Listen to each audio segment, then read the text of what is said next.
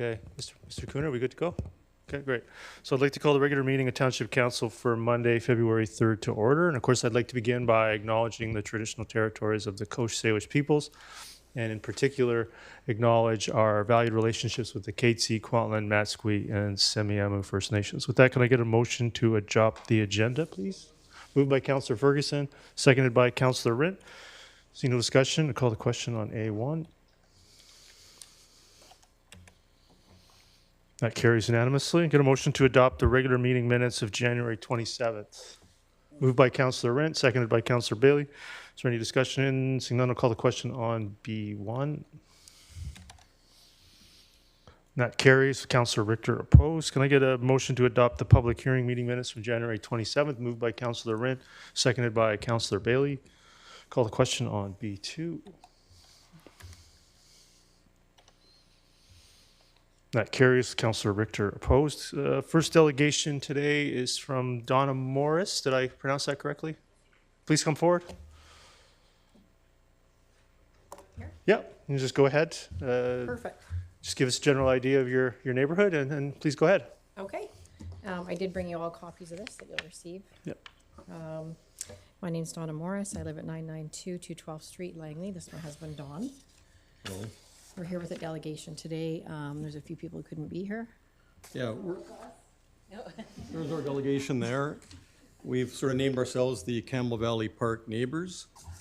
There are more of us here, but we had over a foot of snow in South Langley last night, so we're limited here. In addition to that, one of our neighbors, who is part of the group, she didn't ask me, but she told me to let you know that Rosalind Darian Ritchie wanted to be here. She's part of our group, but she's in hospital right now recovering. So she asked me, just could imagine Roz sitting up in the delegation then. Okay, well, I would like to say thank you for the opportunity to address your meeting. We represent a significant group of people concerned about the proposed poultry farm expansion located at 1003 212th Street, which is on the northwest corner of 8th Avenue and 212th Street, which is also across the street from a heavily used entrance to Campbell Valley Park. On the 8th Avenue portion of the new Campbell Valley Perimeter Trail, currently under construction, and which is also located in an area zoned small farms and country estates. In the township's rural plan established by the Land Use Concept Addendum, Bylaw 4321, May 1st, 2008.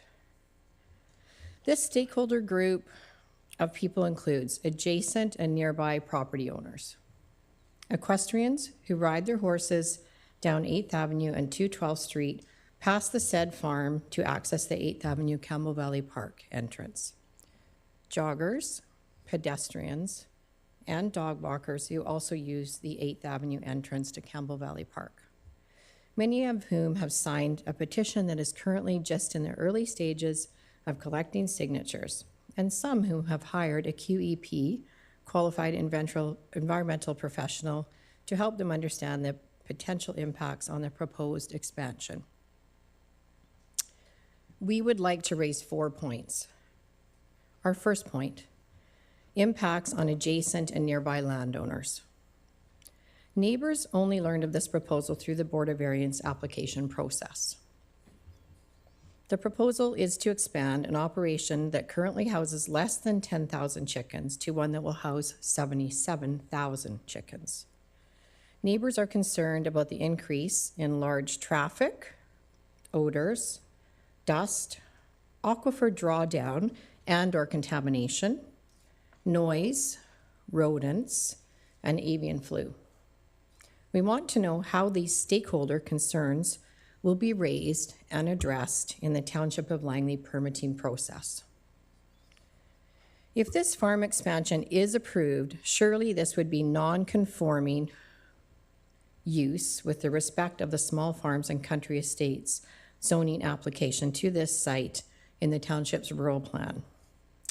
Is an operation this size appropriate in this location? How will this be addressed by the Township of Langley approval processes? If this development proceeds, it will most certainly affect the property values of the adjacent and nearby properties. How will this be taken into consideration? What will the Township of Langley's responsibilities be in this event? Our second point, environmental and health concerns. According to the Township of Langley's own mapping, there is a fish-bearing stream running through the property. How will the stream be protected? How will other environmental impacts such as waste management, runoff, wetlands, and fill be addressed? Our third point, risk to park users. 8th Avenue west of 216th Street and 12th Street are the 212th Street are the access routes to 8th Avenue entrance into the park, which is directly across the road from the proposed expansion. The route is heavily used by pedestrians, dog walkers, and equestrians. Once the new Campbell Valley Park perimeter trail is in place, this traffic will increase. The additional truck traffic and other impacts from the proposed farm expansion creates a conflict of interest that would result in safety risks and health risks to the park users. Health risks might include dust and avian flu. Approval of this farm expansion would have to take into account assumption of these risks. Our fourth point, ensuring that the Township of Langley keeps this group informed. The stakeholder group is invested in staying informed of the status of this farm expansion proposal. As you can see, as stakeholders, we have a lot of questions and concerns. How will the Township of Langley ensure that it keeps us informed?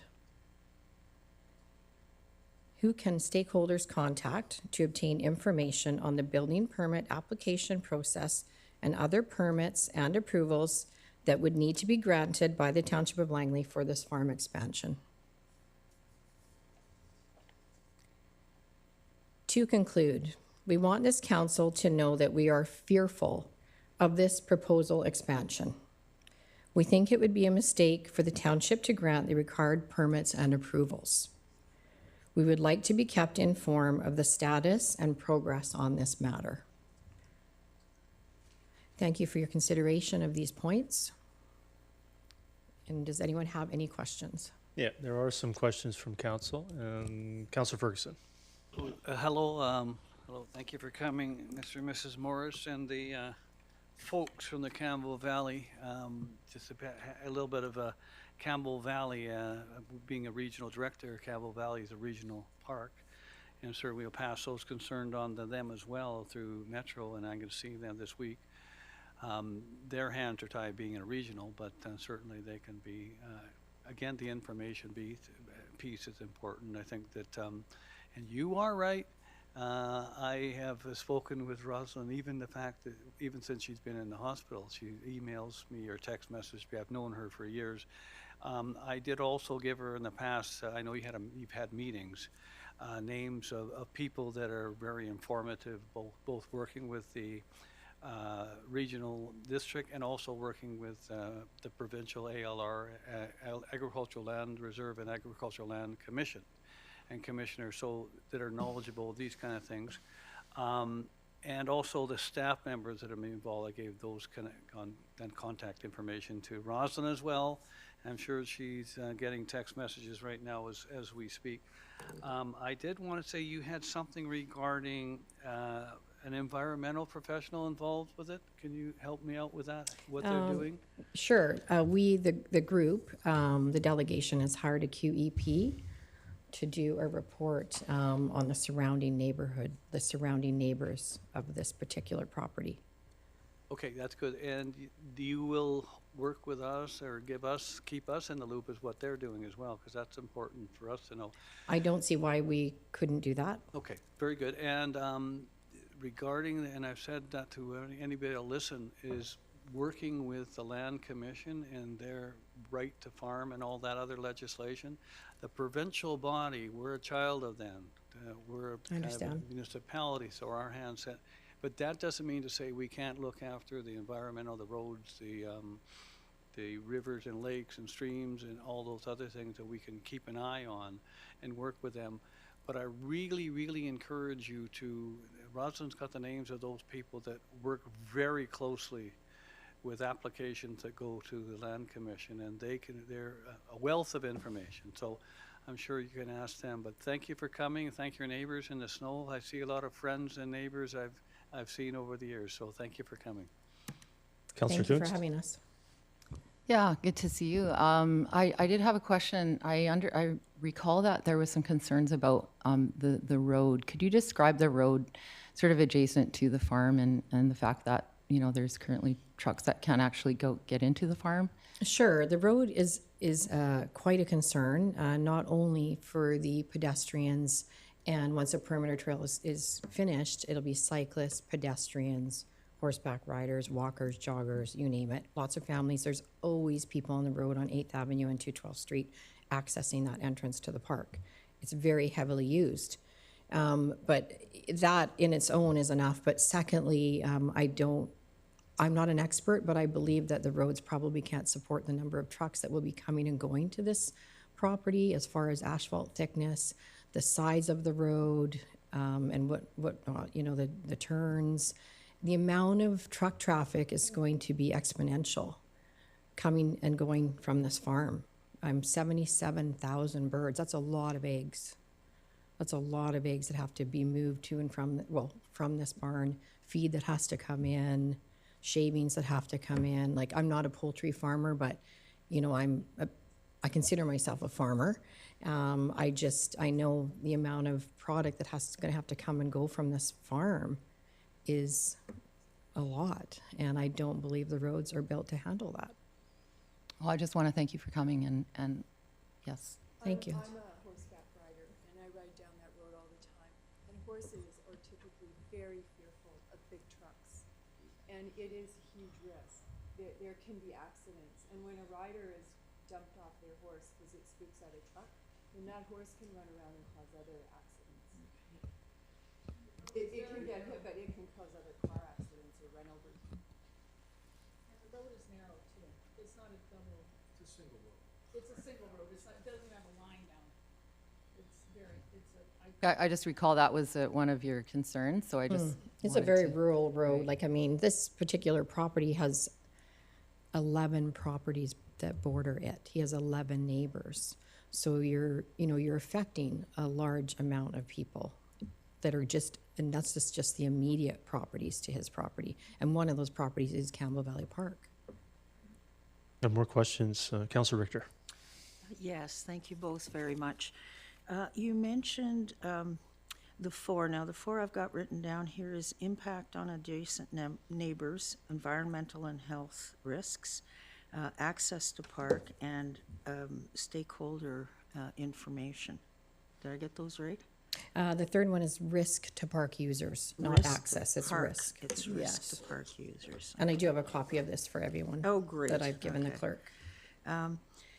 So the number of neighbors, I'm quite interested in this environmental and health, and you mentioned the fish-bearing stream and water and waste runoff. Are the neighbors at all concerned about potential contamination of the aquifer? 100%. That's in there. 100%. We are. I mean, I know my well. I'm one of the neighbors directly across the road. The 3 adjacent properties directly across 212th Street, our wells are all at the front of those properties. Okay. So that is a concern to us. I mean, I know that they say if they're 30 meters away, they should be safe, but this is also a very large concentration of that amount of birds in a small area. So we are concerned. We're really concerned about the aquifer being depleted, possibly because these chickens, let's go into a little more detail, but these chickens can drink up to 1 liter of water a day. And I've studied the aquifer, and quite a few people are, I don't know what aquifer that property's on. I couldn't find that information because there's about 2 or 3 aquifers in that particular area. A lot of them are on aquifer 50. If he happens to be on aquifer 50, and that also carries a lot of properties on 208 on aquifer 50, you know, it is possible it could be a depletion of our well water. So there's so many concerns, but we just didn't want to inundate you with absolutely everything, but that is a huge concern. Okay. Yeah. And roughly how many neighbors would be directly affected with an impact on the aquifer? Well, he has 11 direct neighbors because it's a 300-ish wide property that runs a half a mile long. Okay. So surrounding his property, there's 11 neighbors, and one of them being Campbell Valley Park.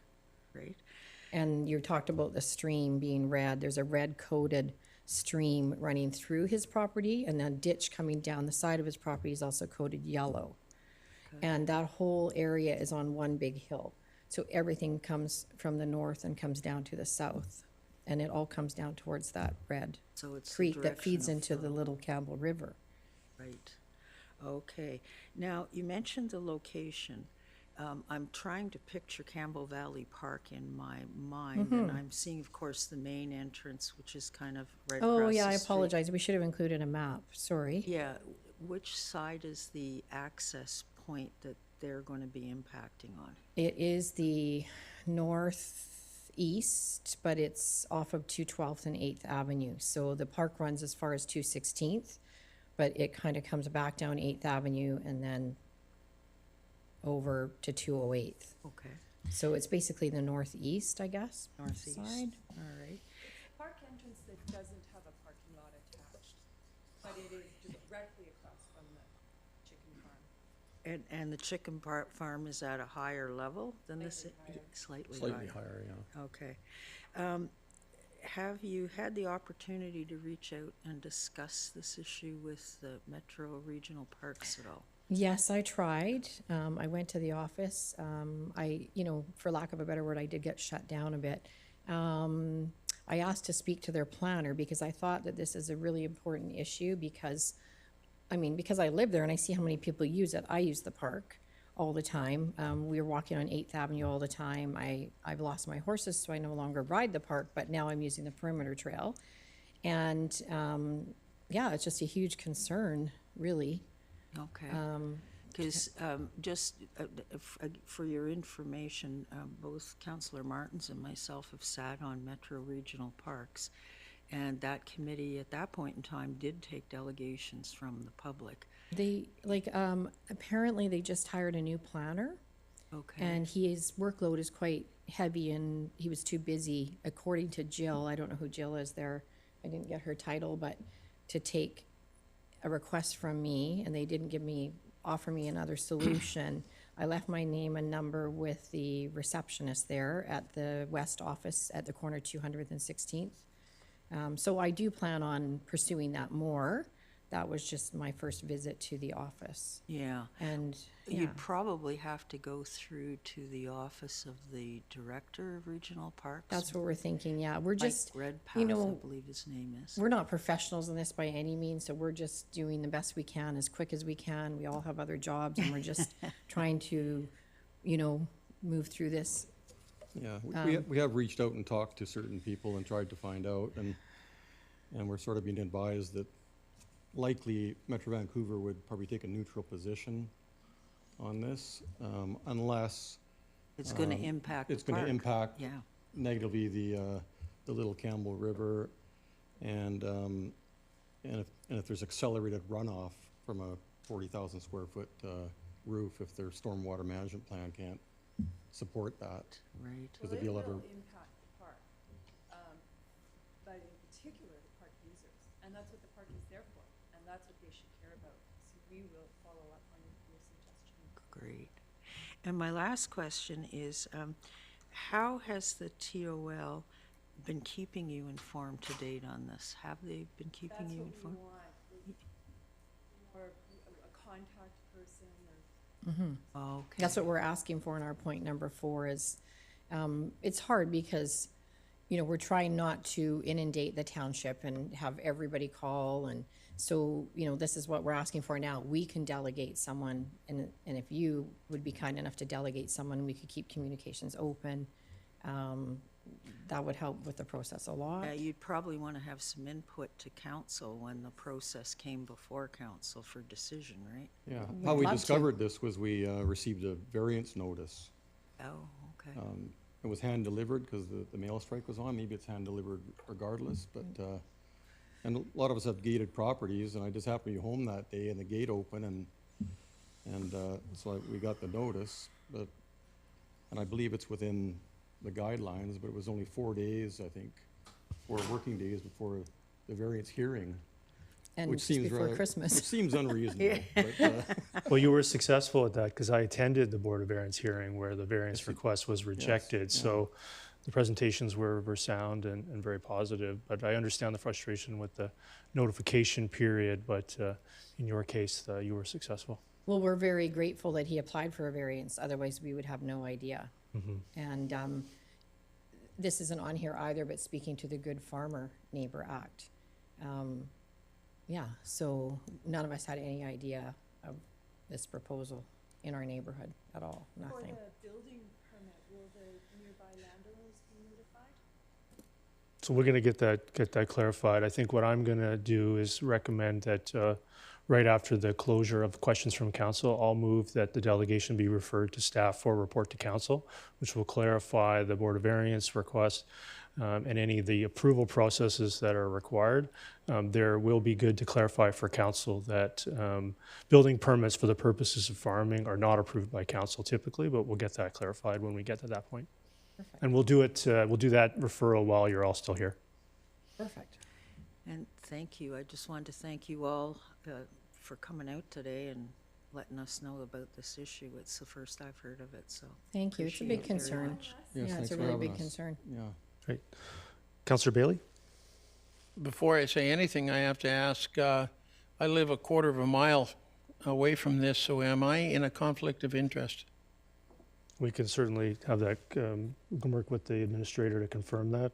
Yeah, because I didn't know what the address was, I didn't know what the issue was. or anything Typically, like that. there's an exemption for a personal residence, but within qualifications. So it would be up to you to determine that. And then usually when in doubt, it's usually best to declare. And then we can, Mr. Cooner and yourself can coordinate that before the report comes back.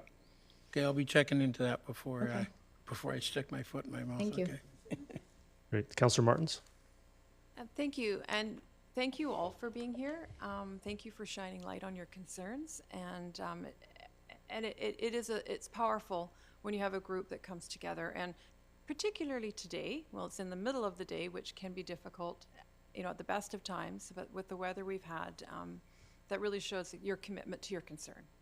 And thank you. I've made notes of the items that you have identified that are of concern to you, and I look forward to the report from staff that will be coming. And that's all I really wanted to say. I just wanted to thank you for taking the time so that we're aware of it. Well done. Thank you. Yeah. Councillor Van Popta?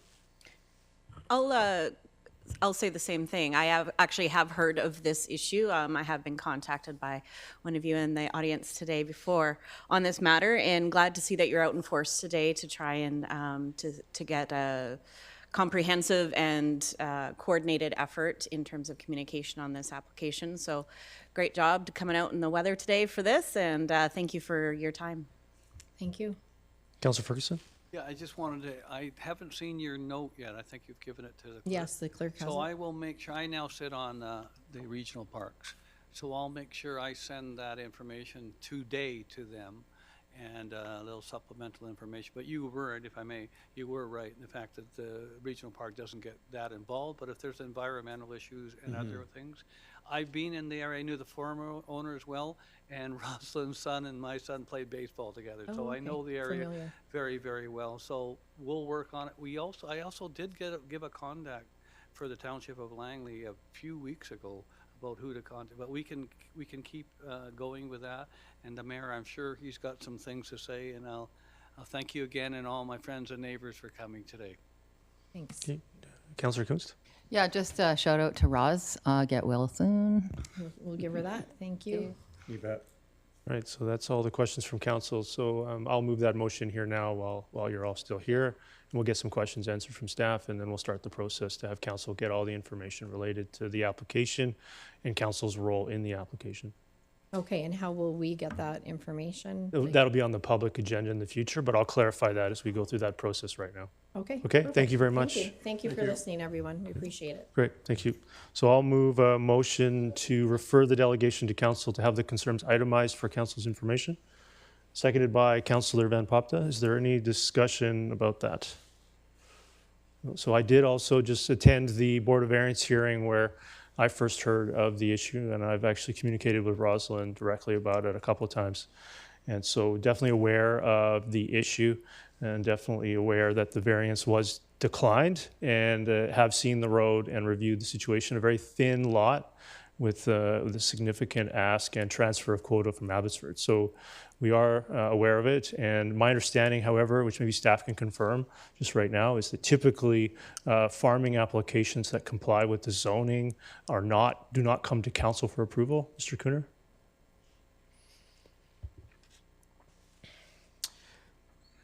With respect to building permits that comply with the zoning, it would come to staff for a permit to be issued. More specifically, in relation to the item at hand today, the Board of Variance request, the relaxation of the setback was denied, as mentioned by you, Mayor Woodward.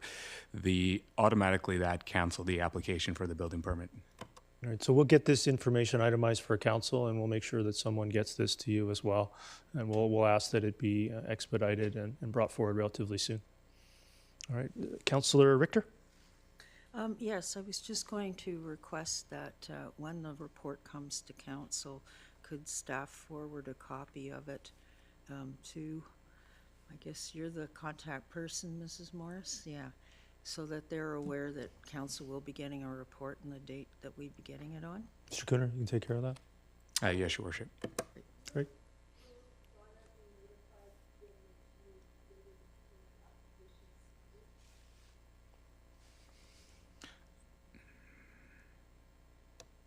Is that question, Your Worship? Yes, definitely being, I mean, I think it's good to just get this on the table now. So typically when a building permit application is made for a building that satisfies the zoning and is permitted by the zoning outside of a development permit area, council would not be made aware of it. My understanding, Mr. Cooner, residents also are not notified. That is correct. So I think we'll get that clarified within the report, and we'll see if there is a process for council to even weigh in at all on the building permit application.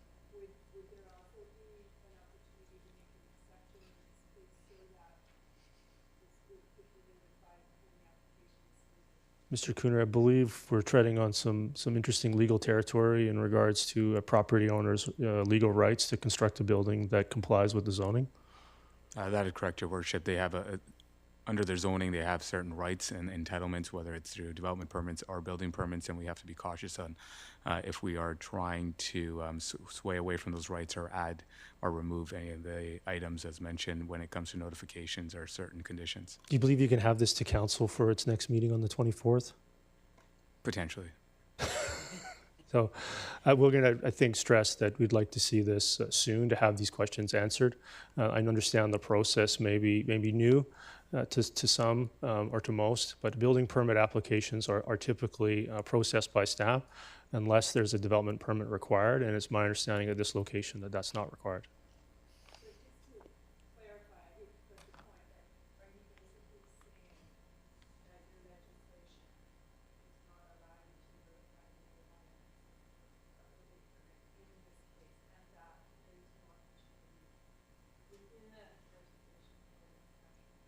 I believe, Mr. Cooner, council could ask you to notify the neighborhood upon the reception or processing of a building permit? In the event council gives that direction, I would have it subject to legal advice and ask external legal counsel to review the matter just to ensure that it's a fair process and that the rights of the proponents are not affected as well. And we'll get the report to council in determining of what the legal leeway is. So say simplify the example, Mr. Cooner. If someone were to have a single-family lot and they want to build a single-family home outside of a development permit area, they apply for their building permit for their home and they're issued a building permit for their home. There is no notification unless a variance is requested, it's my understanding. That is correct. And if the variance is requested, the Board of Variance would deal with that. So we have more questions from council. I'll come back to you, Councillor Richter. Councillor Bailey, go ahead. Yeah, I'm really uncomfortable with my position right now. I will not be voting on this because of a possible conflict. Great. And do you want me to leave the room for the Yes, vote? please. Got it. So we'll go back to Councillor Richter. Councillor Richter?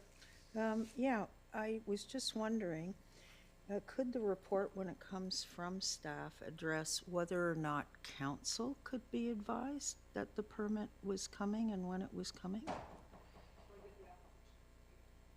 Or that the application Yeah, I was believe, made? Mr. Cooner, building permit applications there's a public website to monitor building permit activity.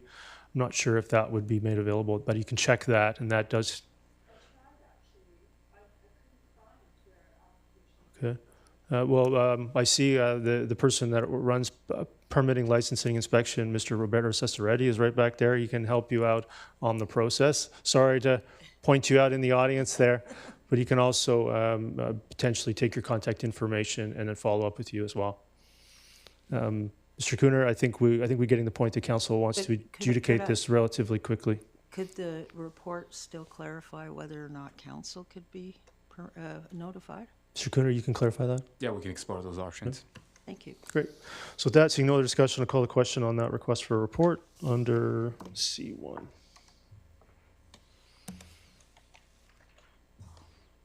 That carries unanimously with Councillor Bailey absent. So that I will request, but I think the staff will get this to council as quickly as they can.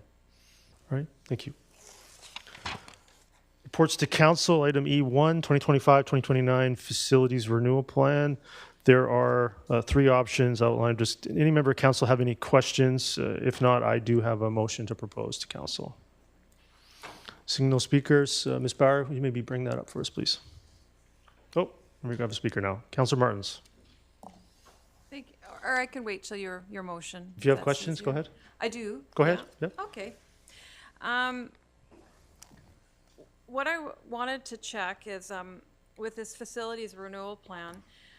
So in our budget package, we had a $45,710,000 capital projects unfunded at the time we received that package.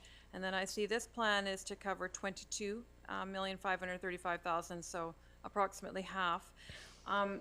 Will these funds be allocated to the projects that are in our budget as unfunded, or how are we determining, or who is determining what projects would qualify for this plan? Mr. Cooner, I believe maybe this is a report for information to outline the liability that this council has inherited. I think staff are waiting on specific direction. So after your motion, perhaps I could ask that question, depending on your motion.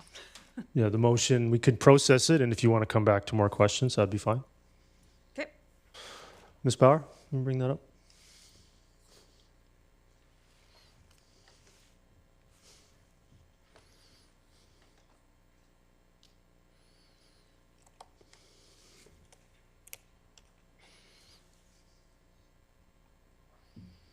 So I'll move that. Is there a seconder? Seconded by Councillor Rent. Is there any questions or discussion? Councillor Martins. Okay, yeah, thank you. So now that I'm looking at that, I'm going to go back to my question. So it is looking at approving improvements to facilities. So who's determining which facilities receive the improvements? Is it from the unfunded list? Is this going to be allocated by staff? How does that look? This is a proposal that I'm making to council, moved and seconded. Right, so, and I would like to have that question answered. Yeah, I apologize, I'm not understanding the question. Okay, so we have a list of projects that amass $45,710,000 that are currently unfunded in our capital projects list as per the budget document we received. I'm trying to understand who will allocate these funds in your motion to what projects, and where is that information going to be available? Will that be a decision of council or a decision of staff? How do you propose that this money be spent? I think it's in the motion, Councillor Martins, that's why I'm not understanding it. Okay, so it's specifically for fire halls, number 3 and number 6, and for W.C. Blair and West Langley Hall, and that's it? That's correct. So all of the other unfunded projects that have been highlighted in our budget remain unfunded? That's correct.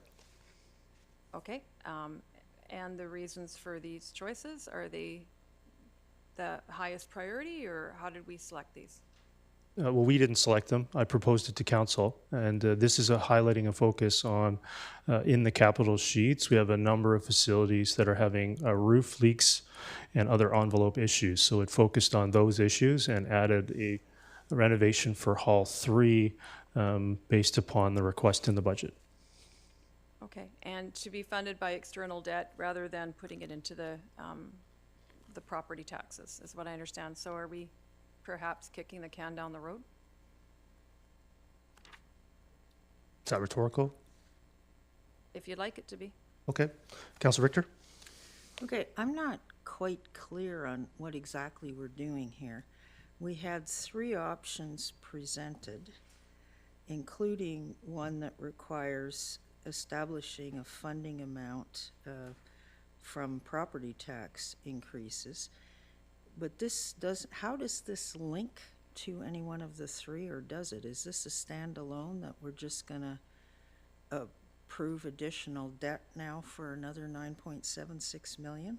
I would characterize this as a variation of the second option to fund a portion of the facilities renewal liability for the next 2 years, as Okay. opposed to fund all of it.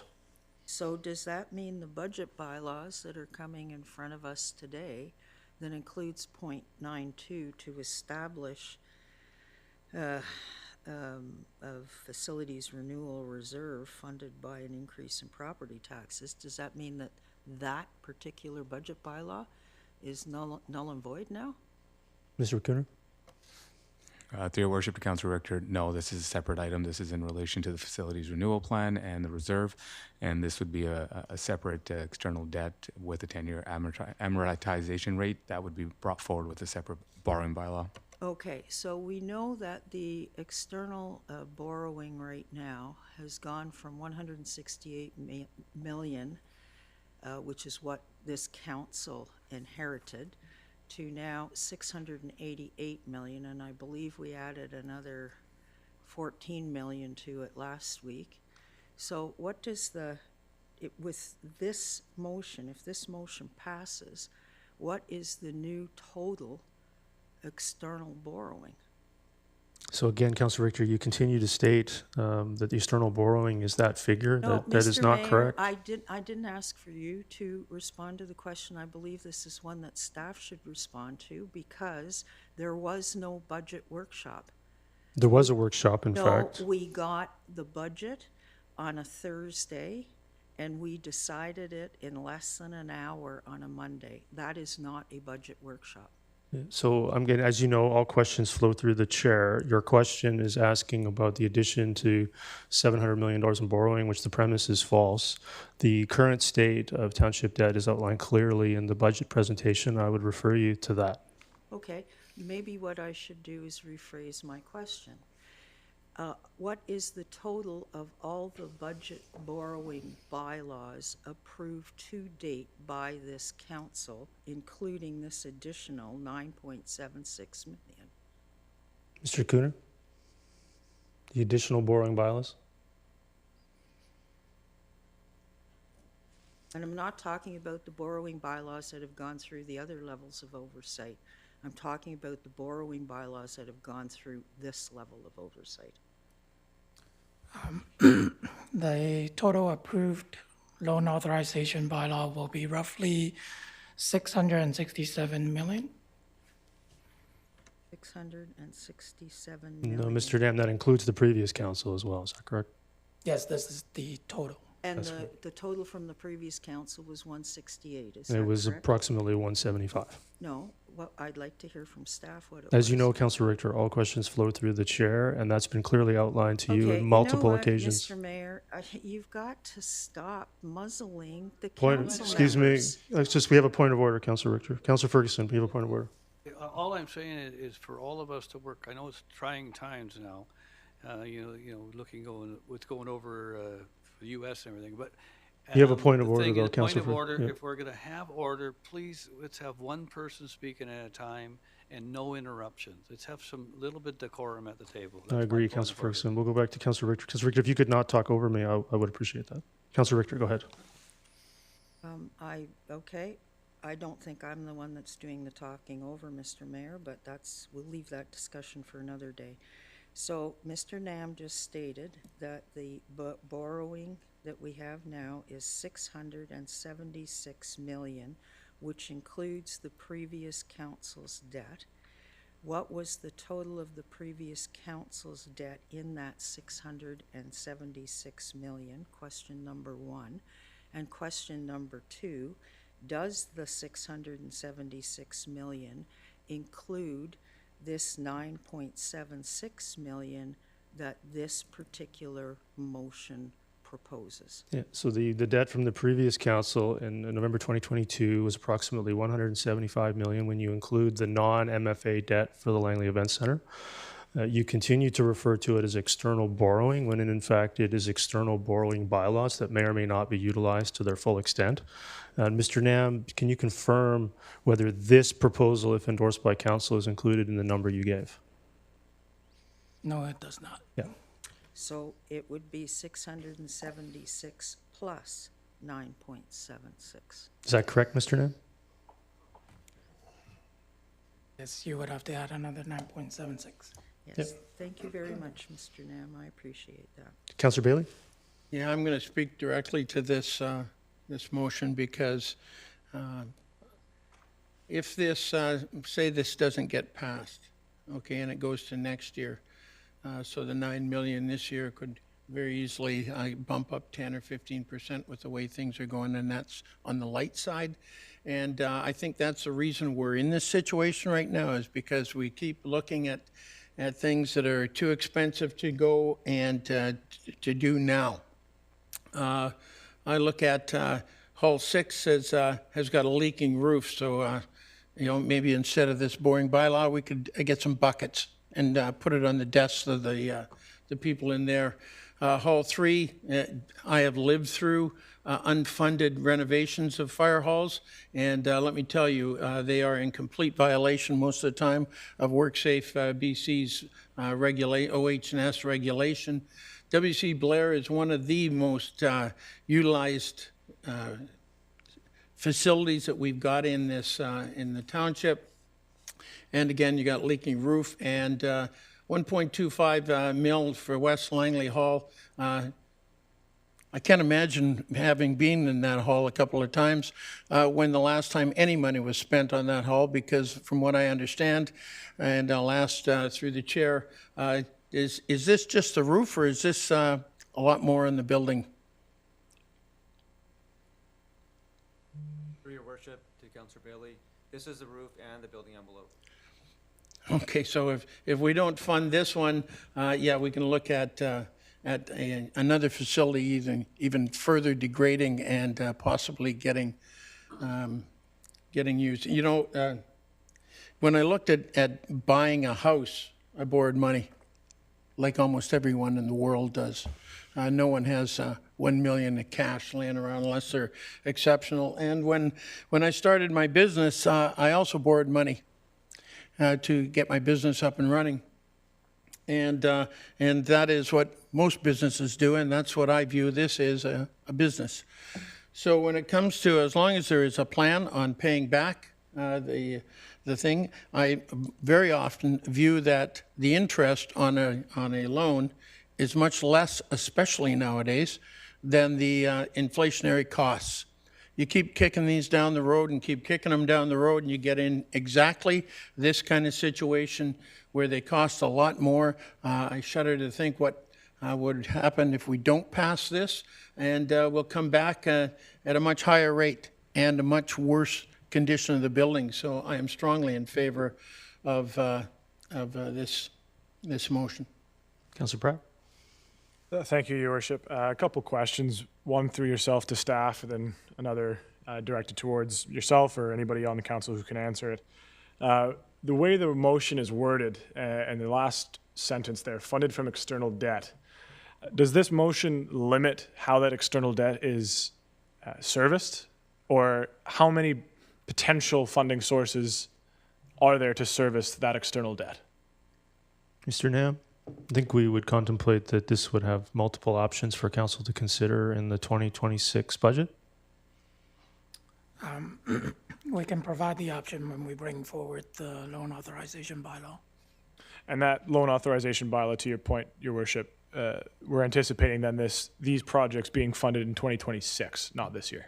It's my hope that that could be worked out, that they could proceed sooner, given the roof leak situation at Hall 6 and the roof leak situation at WC Blair, that a portion of them could proceed this year and the remainder next year. So I'm just through these questions, I'm sort of gathering, and I can kind of piece together what the strategy here is and why this is before us today. And so I appreciate that. To Councillor, I can't quite remember whose point it was, but to your point about this sort of being an extrapolation of the second option that was provided to council here out of those three, do we anticipate at another meeting of council, or potentially after this one's passed, do we anticipate having a motion discussed at this table about how we would long-term want to deal with this infrastructural renewal plan? Because I know at the workshop that we had prior to the last council meeting, it was almost universally agreed upon that this council wants to leave the next council a plan to sort of be able to point to. Doesn't bind us to anything, but it gives us a North Star, so to speak, on how we plan to pay for everything. So do you anticipate that coming forward at a future council meeting? I think we can review that. One option would be to review that when we get the summary from the workshop that was held at the last Monday council meeting day. As we know, we have the staff report there for a period of time, which itemizes some of the key liabilities facing some of the aging facilities. That information is there to be utilized at any point, and anyone can present a plan at any time on how they would propose to address that. Very similar to the asbestos piping liability that you and I have talked about, very similar to the liability with the reservoirs that all need to be replaced in Walnut Grove, Brookswood, and Aldergrove, quite a significant liability, and also the culvert liability that exists. So these are significant facilities renewal and infrastructure challenges that at least we're getting clear and identified information so council can consider these issues over the next year or two. So yeah, I appreciate that. To me, it seems like these issues here, these priorities listed in the motion seem to be pressing, and I can understand the need to address them now. And it sounds like we can sort of have that plan put in place for the next budget by 2026 to have, at least going forward, a long-term renewal plan for all of those liabilities you just mentioned. I mean, that would be I think an ideal scenario. I think, as you'll see, council will struggle to determine funding sources for maintaining some of these aging facilities and the liabilities outlined in that report, and I think continue to be very sensitive to increasing costs on property tax ratepayers. It's a very challenging problem that all municipalities are facing. Yep, no, I appreciate the feedback. The rationale for these particular items, has, I think, pretty clearly outlaid some that I consider that have to be addressed that haven't been. So, Mr. Chohan, how many years has the Hall 6 roof been leaking? I think it's been on the capital budget list for 4 years. So it's been leaking for 4 years. How many years has West Langley Hall been identified to be needing to have issues with its roof and envelope, or will face severe structural issues down the road? Yeah, staff have been doing maintenance and repairs on that building extensively for the past 5 years with roof leaks and building envelope issues and water ingress. And then how many years have we been seeing this council and previous council discuss the situation with the roof at WC Blair leaking? I would say it's been about 4 to 5 years. I think that speaks for itself. Councillor Van Popta, go ahead. Well, and I appreciate that's actually kind of what my commentary was as well, is I appreciate you bringing this forward. We all have the opportunity to bring our requests and our ideas and amendments to this table. And so far, even with last week, after we all had ample time to go through the budget line by line, these items were not pulled out. So I appreciate you bringing them forward, and that we might finally be able to address them. I'm not sure if anybody here at this table, I'll speak for myself, I don't think that having tarps is an option, which, in a municipality of 155,000 people, that having our rec centers and our fire halls be in disrepair for so long is somehow acceptable to people who are sitting here at this table. So thank you for bringing these critical items forward, and I will be supporting that. Thank you. I think the rationale is clear, but also what I continue to not hear is deafening silence from those criticizing almost any plan that's advanced. Councillor Martins? Thank you. And not criticizing that these things need to be addressed. And in fact, I just wanted to highlight this past week, I had the opportunity to tour Hall 3, the fire hall. And I want to thank the chief for organizing that and just answering a myriad questions as we walked through that building. And it's evident the building is in need of repair, as is highlighted in the thorough reporting that we received from staff, and that particular tour confirmed it. A question I do have with regards to specifically Hall 3, one thing they mentioned is the laundry facilities that are very outdated, and they're often having to wash their gear multiple times, and hoping that machine's going to get all of the dangerous toxins safely extracted from their gear, and it's quite outdated. Is something like that, can that be included in this budget, or is that separate from facilities renewal when we're talking about the actual machinery within the building? No, decontamination for our firefighters is included in the renovation plan. Sorry, within the facilities renewal? Within the the amount that we're looking at here?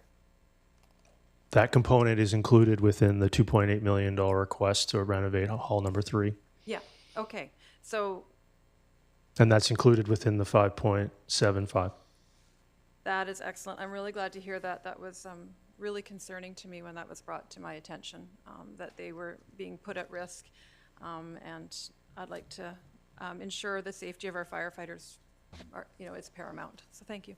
Me as well. And again, I think what we're continuing to hear is we have some very severe facilities renewal problems that have been left chronic for many years. And we're seeing, sort of an attempt to address that to the minimum basis. And if anyone has any other alternative beyond just the never-ending same criticism over and over again, I'm open to hearing it. Councillor Bailey?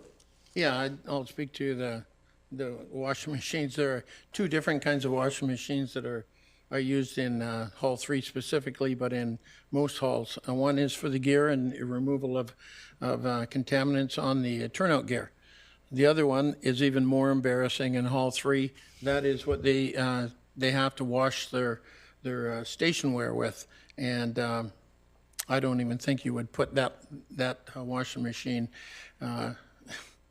anywhere. It is woefully inadequate, which goes towards the professionalism and appearance of our firefighters. So yes, I am glad that both sets of washing machines in that hall are being done. I want to go to the report, E1's report, page 6. And this was a major reason why I'm supporting this. And I quote, second paragraph, past investment in facilities renewal has been unable to sustain the current maintenance needs and has resulted in increases in deferred renewal policy, projects. And then in the next paragraph, this past approach has been unsuccessful in providing adequate funding needed for renewal projects, kicking it down the road. And I am not in favor of doing that, especially when these are long-standing and very well-used facilities in the township. Yeah, and this approach, Councillor Bailey, it prioritizes the minimum, I think, is what we would pull out in regards to roofs that have been leaking for years. And the alternative is to not do it, raise property taxes 2 or 3 more %, or this approach. And I continue to want to know what the alternative is that people who don't support this would like to propose. Councillor Richter? Okay, well, I just want to make a comment and ask a question. So my comment is this: the workshop that we had last week was not a budget workshop. It was a council priorities session to plan the priorities for the next or the remainder of this term. What we have in front of us here now is one person's view of what the critical spending is, and that has come forward, and it's coming forward after we directed staff to make the budget, and also that we directed staff to include something that's a reserve to be funded by an increase in property tax. So what is the status of that? Like, are staff actually directed to do that? I guess they are. So this motion here is one person's idea. It was not discussed until now, out of the blue, literally, because I did not see this particular motion until right now. And I don't believe that that is fair governance process. That's my comment. My second comment, or my question is, have there been any complaints that the township has received from WorkSafe BC that we are providing or requiring staff to work in decrepit and unmaintained facilities, any staff in this township? And if there is, could council please get a copy of those reports from WorkSafe BC? Schooner? Any complaints in relation to WorkSafe BC or any further discussions would need to take place in closed. Okay. Can you confirm if we've had any complaints from WorkSafe BC about the working conditions in these halls? I think, or in these three areas? I think Councillor Richter, Acting CEO Cooner has suggested that that needs to be followed up and closed. Okay, that's his suggestion. I'm just asking, and I think it's a fair question to ask in open. Have we received any WorkSafe BC complaints? You may think it's fair, but the Acting CEO Cooner has advised that that needs to be followed up further and closed. Okay. Councillor Van Popta? Whether something is safe for an employee versus something that will erode away our infrastructure pieces and our rec centers, I think is two different conversations. If we're only concerned at this table for safe working environments and not equally concerned with the longevity of our projects, or sorry, our facilities that our residents use and pay for, I'm not sure if we're really doing our job adequately here if we're only taking one lens. So the fact that this facility may or may not be safe for work versus the fact that it has been confirmed through staff that that roofs have been leaking for multiple years, and you can put two and two together that a roof that's been leaking multiple years will actually start eroding at other areas of a facility, whether it's, I heard the word here, envelope detail, so, you know, water that comes in through a roof, goes down the walls, you know, we've got a bigger issues. So I think if we're only taking the lens of public or work safe and not wanting to preserve the longevity of our facilities, I'm actually kind of blown away. Councillor Kunst? Yeah, you know, I'm going to support this. We all do know that, you know, some of our facilities really do need some help, and they need it soon. We can also maybe, well, in my opinion, maybe it's not the process that we would all agree to. So I think there's two different lines here, and maybe we can just call the question. And I will be supporting this. But I also agree that maybe the process is maybe not something that I'm used to, but here we are. So that, oh, Councillor Ferguson? Oh, yeah, I just want to say that as a facility user, and both West Langley Hall and WC Blair, you know, not so much West Langley Hall. West Langley Hall is something they've been trying to fix the roof for years, and other things. So I'm glad to see that here. But at the WC Blair, we put a lot of money into that facility over the last few years for recreational parts. I don't know if any members of council have had a chance to use the new gym. They've done repairs and replacements of both the steam and sauna. They're always doing patch ups and repairs to the pool. So the facility itself is an excellent situation. And the last thing we want is to all that good work we've done is to simply a roof leaking on something that could, number one, you know, deteriorate, as other members of council has said, but also gives the wrong impression for the amount of energy and effort the staff and also the construction that's happening, because they're excellent facilities, and there's been a lot spent on Blair over the years, last few years. And it'd be good to have these repairs made. It puts a good face on for an excellent facility. Thank you. Thank you. Call a question on E1. That carries. Councillor Richter opposed. Does any member of council have any other questions on the report 2509 under E1? Okay, we'll move on to item E2, temporary use permit application number 000018. Does anybody wish to move the recommendation to approve it? Moved by Councillor Pratt, seconded by Councillor Rent. Councillor Richter, go ahead. Yeah, I'm just wondering, is there an impact of this particular use on any neighboring agricultural uses? Like, was there a study done as part of this temporary use permit where the neighbors talked to? Did any of that happen? Mr. Cooner? Thank you, Worship. Through to Councillor Richter. The subject properties not of the Land Reserve. Southerly borders 8th Avenue. To the east is out of the Land Reserve. To the north is the Jackman's Park. Notification is required pursuant to provincial legislation as well as the township's development application bylaw. So neighboring properties had to receive that notice, and noting that the item is on today's agenda for consideration. The plan also includes landscape buffers 5 meters to the south, which across 8th Avenue is in the Land Reserve, and 1.5 meters to the east, adjacent to a temporary use permit approved by council previously, and 2 meters to the north and to the west, acknowledging the site's circumstantial worship. Okay, thank you very much, Mr. Richardson. So if I summarize that, am I making a correct summary if I say that the neighbors were notified and there's been no written submissions or letters or emails or concerns filed? Please go ahead, Ms. Richardson. Yeah. Thank you, Worship. Through yourself to Councillor Richter, yes, there's one submission, Your Worship. Thank you. Councillor Kunst? Yeah, I do know that, I'm not opposed to this, but there is some concern about a pond that's on the property.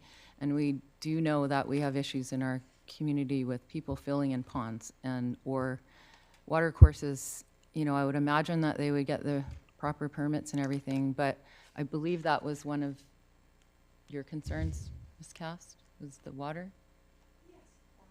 So I was just wondering through the mayor to staff if there was any concerns about that. Yeah, Mr. Richardson, you can confirm that there is a process that provincial approvals will be required? Thank you, Worship. That's correct. So staff's understanding from the proponent's qualified environmental professional that to date the information that's been shared indicates that they're not connected. However, and as noted, and as one of the conditions of the temporary use permit, the relevant senior government permits are required prior to activities occurring on the site, Your Worship. Which may and may not involve compensation. Correct, Your Worship. Yeah. Councillor Kunst? No, that's everything. Councillor Martins? Thank you. Just a question, if I can, through the chair to staff. I know as you mentioned, the adjacent property to the east already has an approved temporary TOP that was passed last spring for 40 commercial trucks.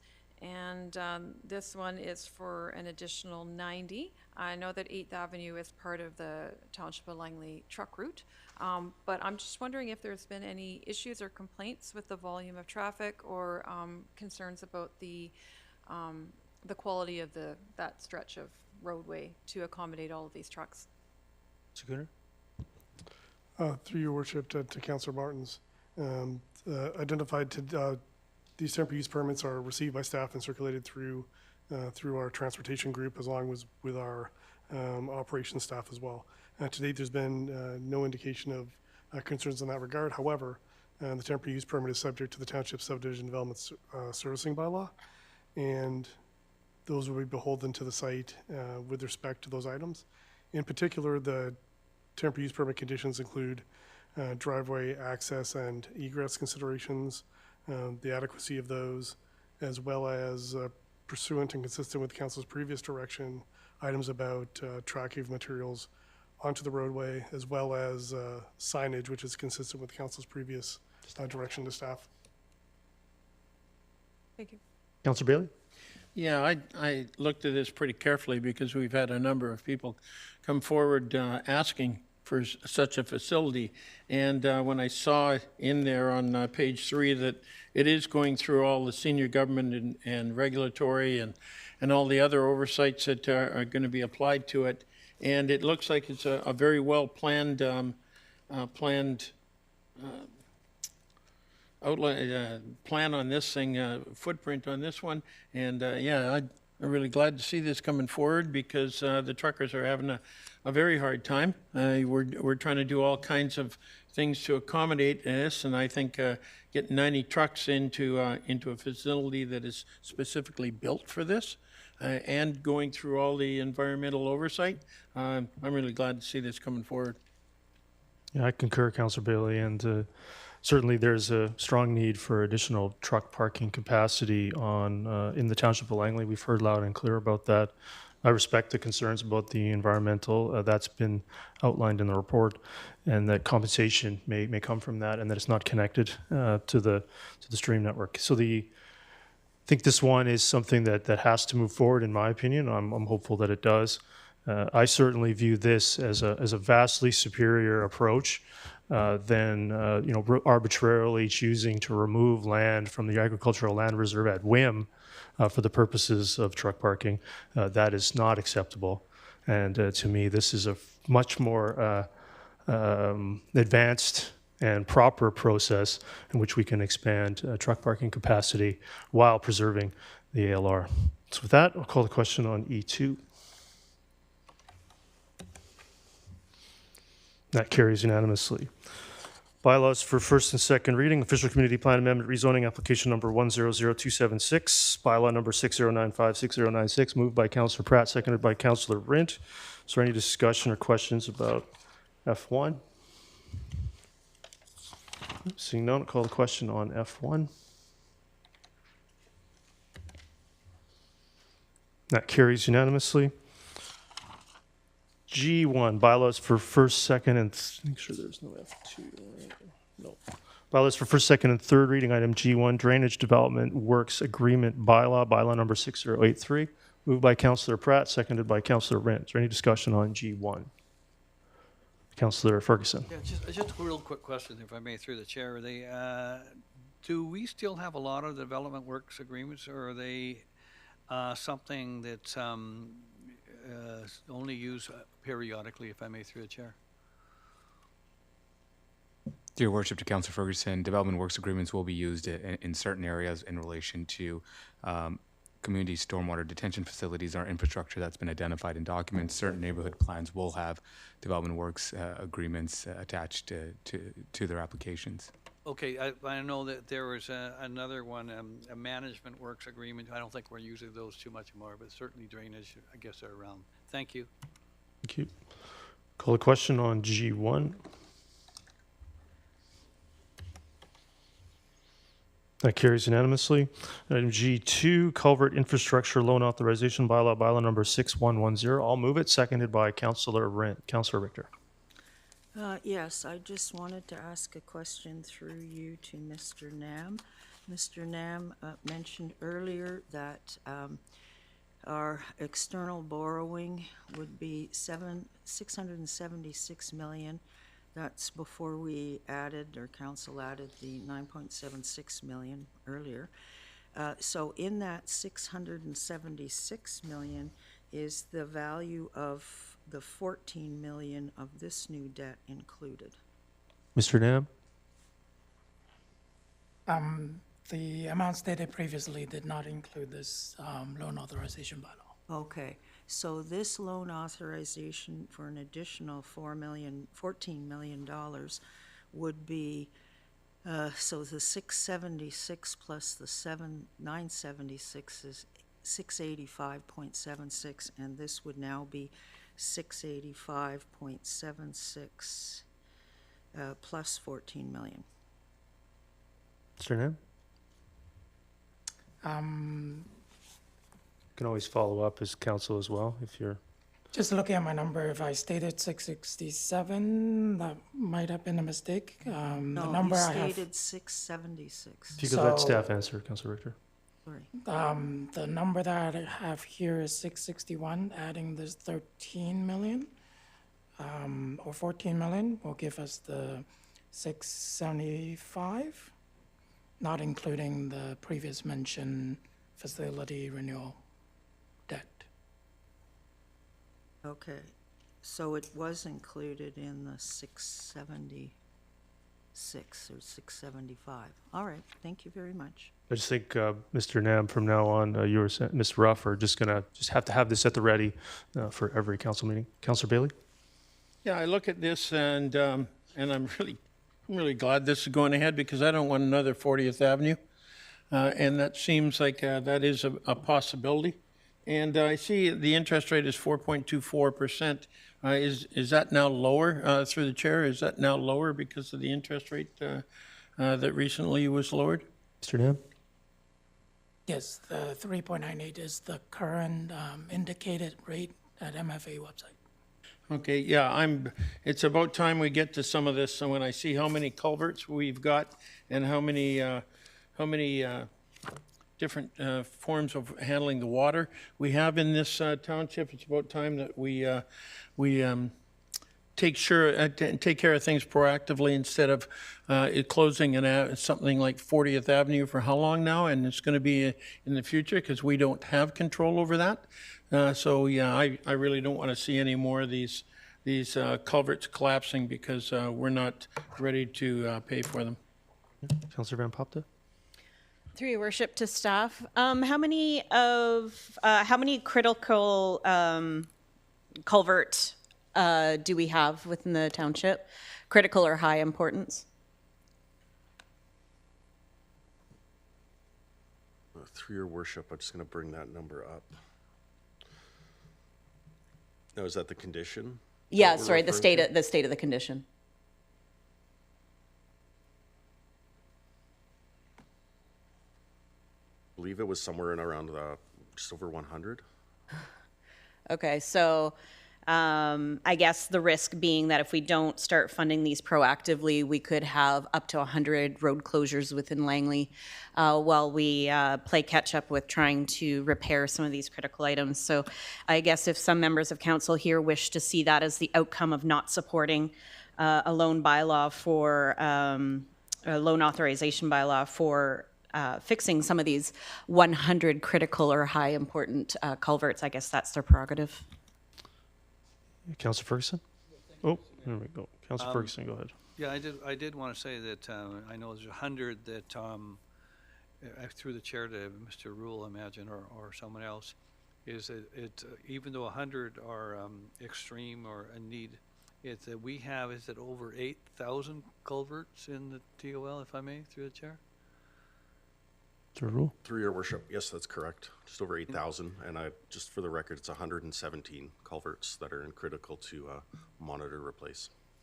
Yeah, thank you, Mr. Rule. And I probably most council members know that we're getting phone calls or emails about many of them over the years, and especially when there's been a atmospheric river or heavy rain, they call it.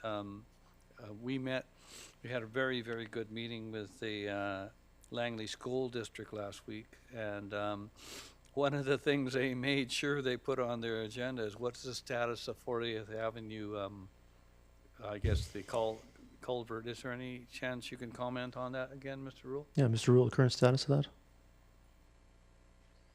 Your worship, the current status of 40th Ave is we've been able to procure the box culverts, so the concrete, so those are being produced. We are working on applications to DFO in the province for permission to work within the watercourse, and we will be issuing a tender shortly for bids. Thank you very much. I know you're working really, really hard on that. Thank your staff, and I know that's been held up sometimes by the province for getting. But the school district, we're glad to hear that we're proceeding with that because it does impact many of their parents and the routes, and there's not a lot of east-west corridors in the township of Langley. I find it also odd when these things are so needed that some folks at this table believe it's not important, but I believe these things are extremely important. Thank you. Councillor Kunst? I think everybody at this table thinks and knows that these things are important. I think, again, we're talking about a process. And maybe these should have been the priority at the very beginning of this term. And I will support this, but once again, maybe I would have supported it at the beginning of the term 2 years ago. And, you know, it's just, I guess, a list of priorities. And we're 2 years in now, and we're talking about culverts and maintaining our buildings, which I'm glad that we're doing that. But we are borrowing money, almost $30 million. So we have to talk about that, and we have to talk about it at this table. And I think that we can all just, you know, let's just never mind. Let's just vote. Councillor Richter?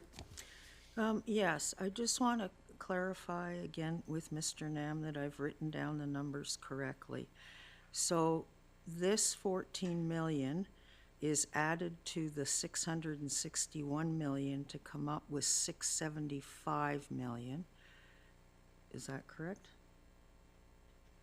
That is correct. Okay, and then to the 675 million, we now add the E1 motion of 9.76 million, so the new total is 685.76 million. That is correct. Thank you very much, Mr. Nam. Councillor Ferguson? Yes, thank you, Mr. Mayor. I just wanted to point out that sometimes making a decision at the beginning of this term changes. I want to read a note from the manager of liquid waste and drainage throughout the region. They said during that atmospheric river a few months ago, they had the highest amount of water flow since which was the highest point since the flooding in November 2021.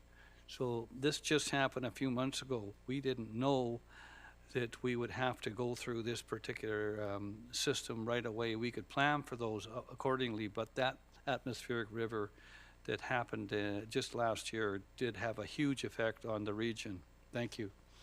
Yeah, thanks for that. So Councillor Kuntz, go ahead. 40th Avenue was a concern 2 years ago. So, you know, that's all I'm going to say.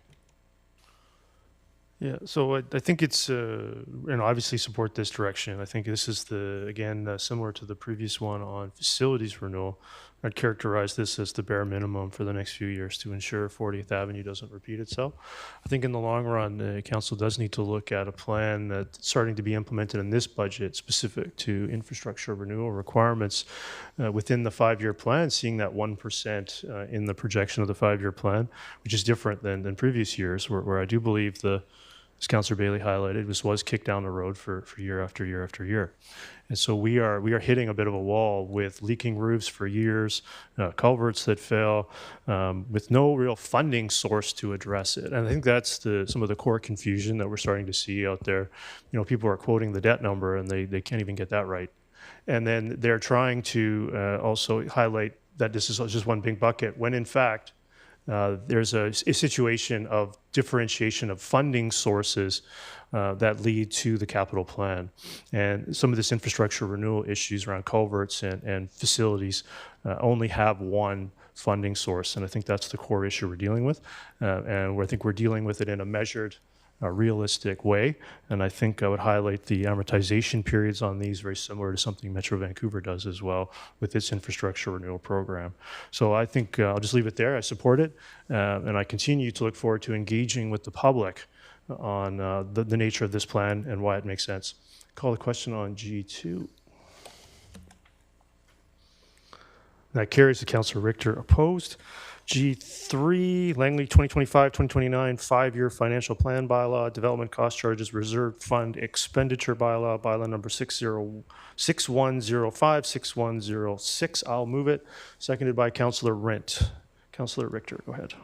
Yes, I just had a question. As we're doing this first, second, and third reading tonight, or this afternoon, will there be an opportunity for the public to address council if they so wish to address council? Mr. Cooner?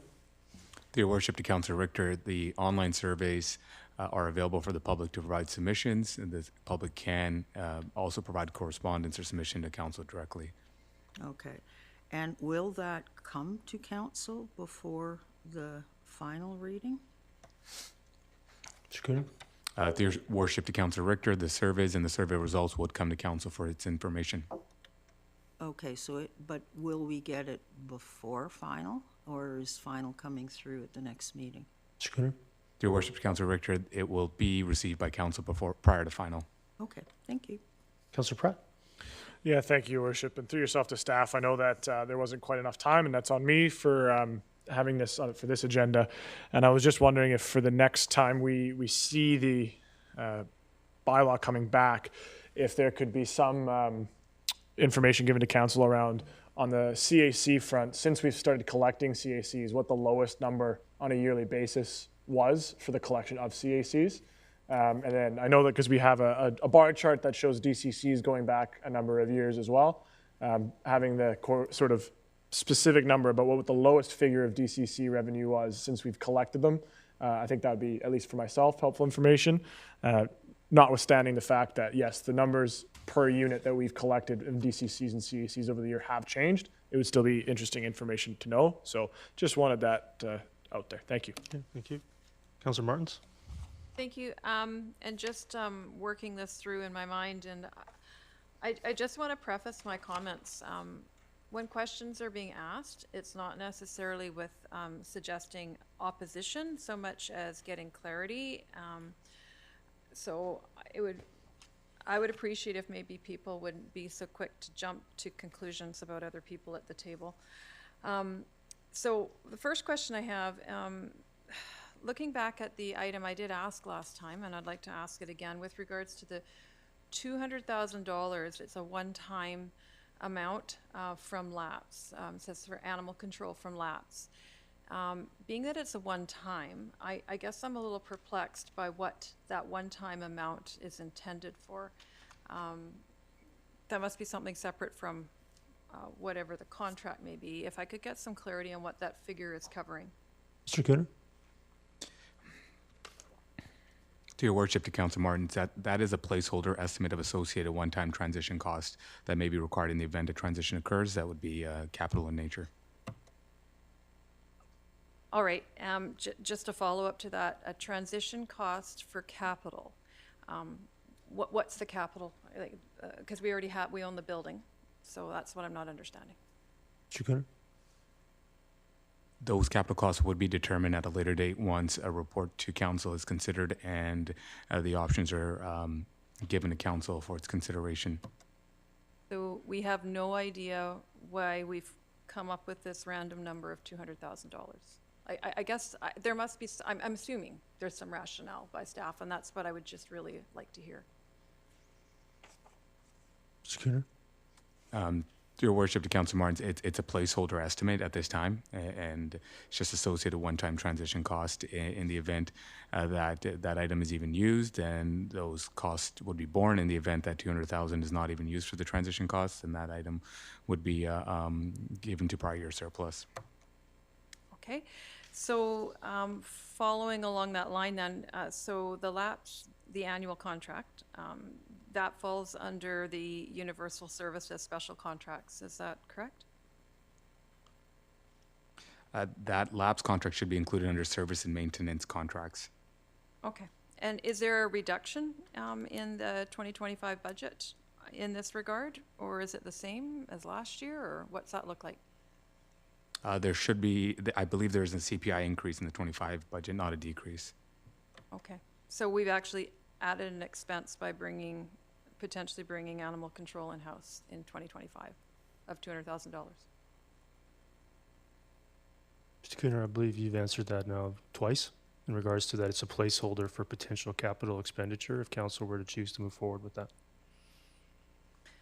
Yeah, but the point remains, there's $200,000 in the budget, a one-time placeholder in addition to what the usual contract is. So it's costing the taxpayers more money to do this in 2025. Unless I'm not understanding the math.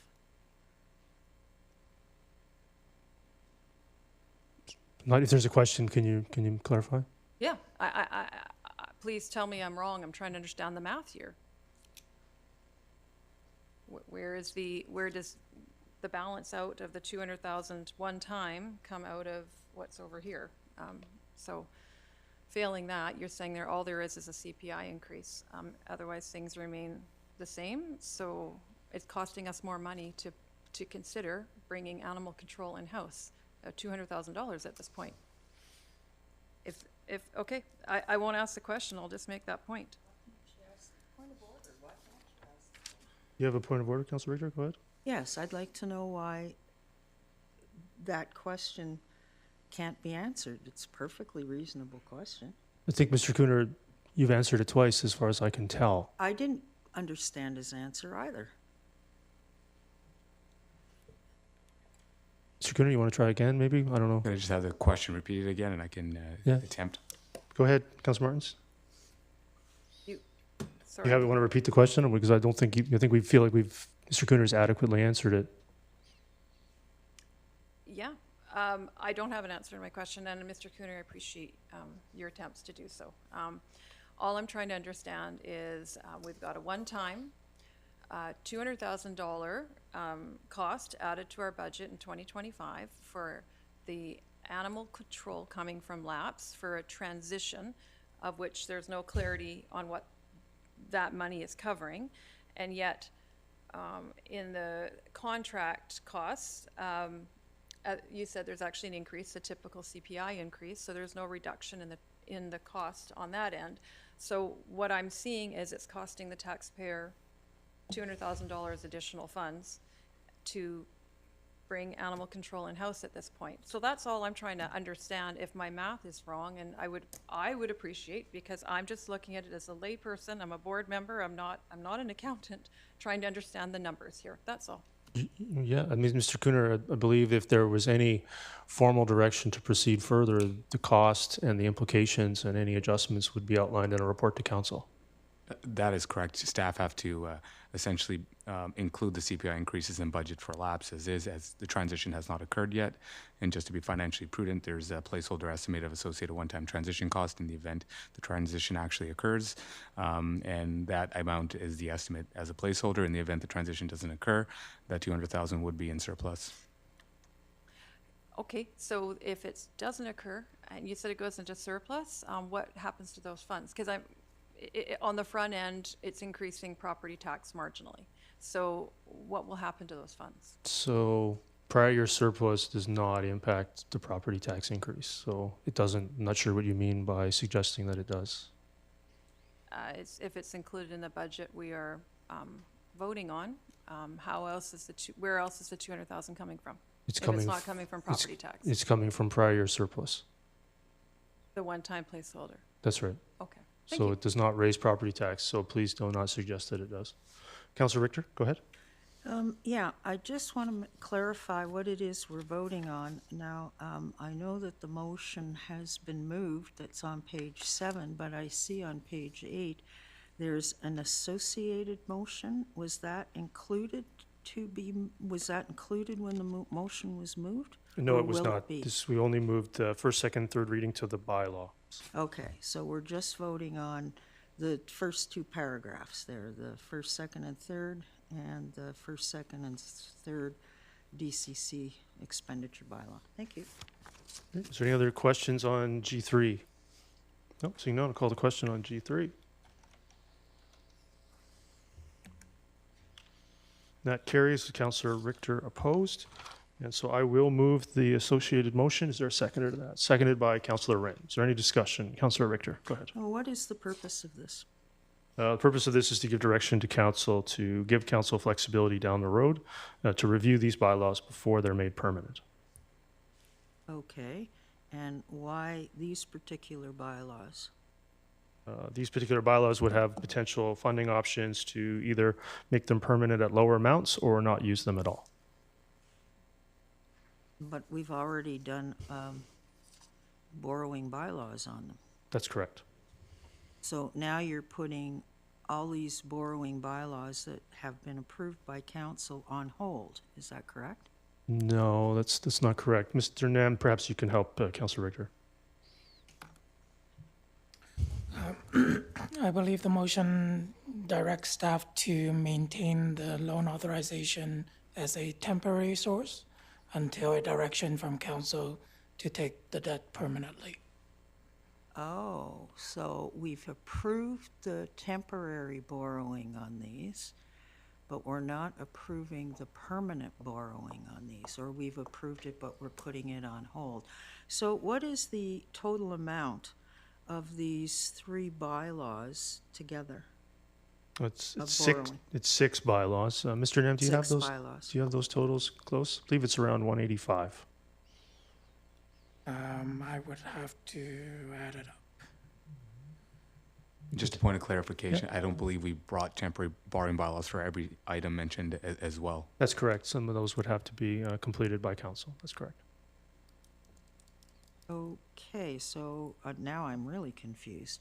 So we're putting this, all right, did we pass borrowing bylaws on all of these, or did we just pass temporary borrowing bylaws, or did we pass both on each of these?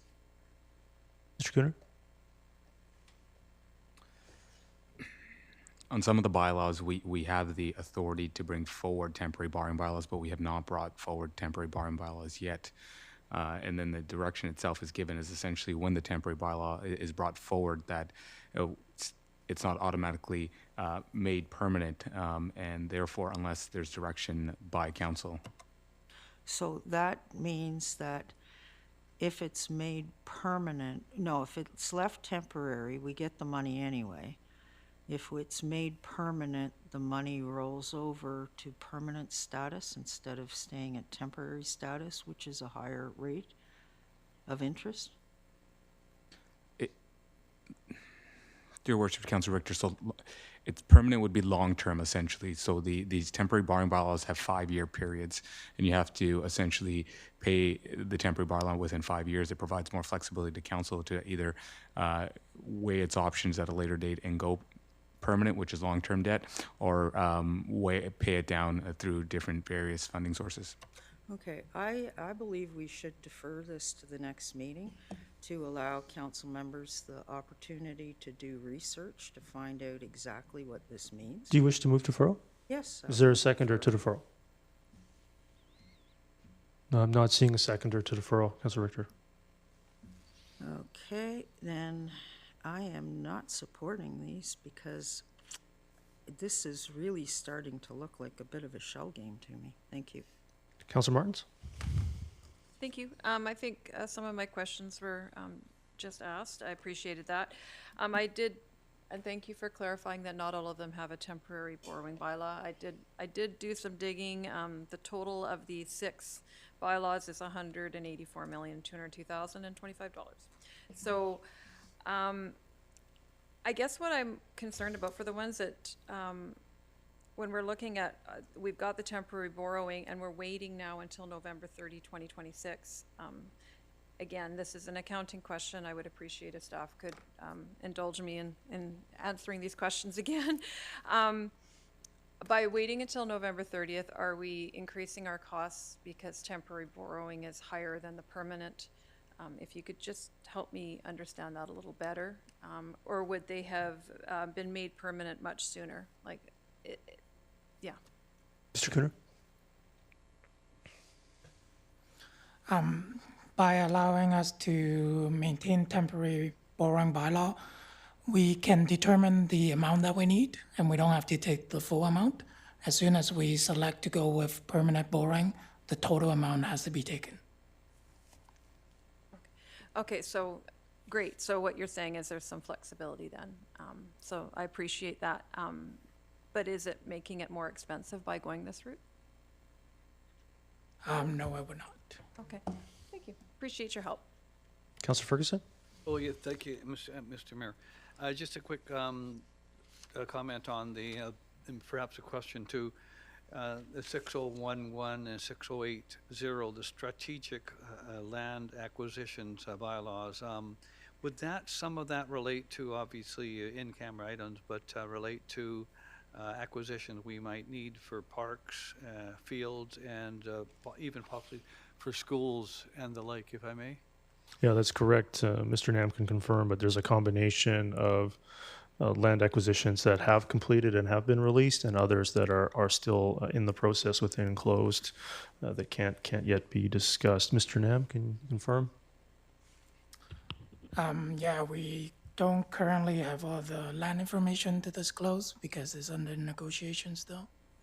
Yeah, and thank you, Mr. Mayor, because I think this bylaw and some of these strategic lands are extremely important, especially for future parks, future other land use, and also for our school district, for future schools. I mean, we can't let the public know where they are because you know, it's something that done in camera, and it's called regarding property now, and very, very important. 208th Avenue, 208A civic infrastructure, 212th Street civic infrastructure, Smith Athletic Park, ice and dry arena, they're all important, and not only are they important, but it's layout right in front of us. And if other members of council wish to ask more questions, I mean, staff are always available either before or after council meetings during the week or at other times by email, a phone call, and otherwise.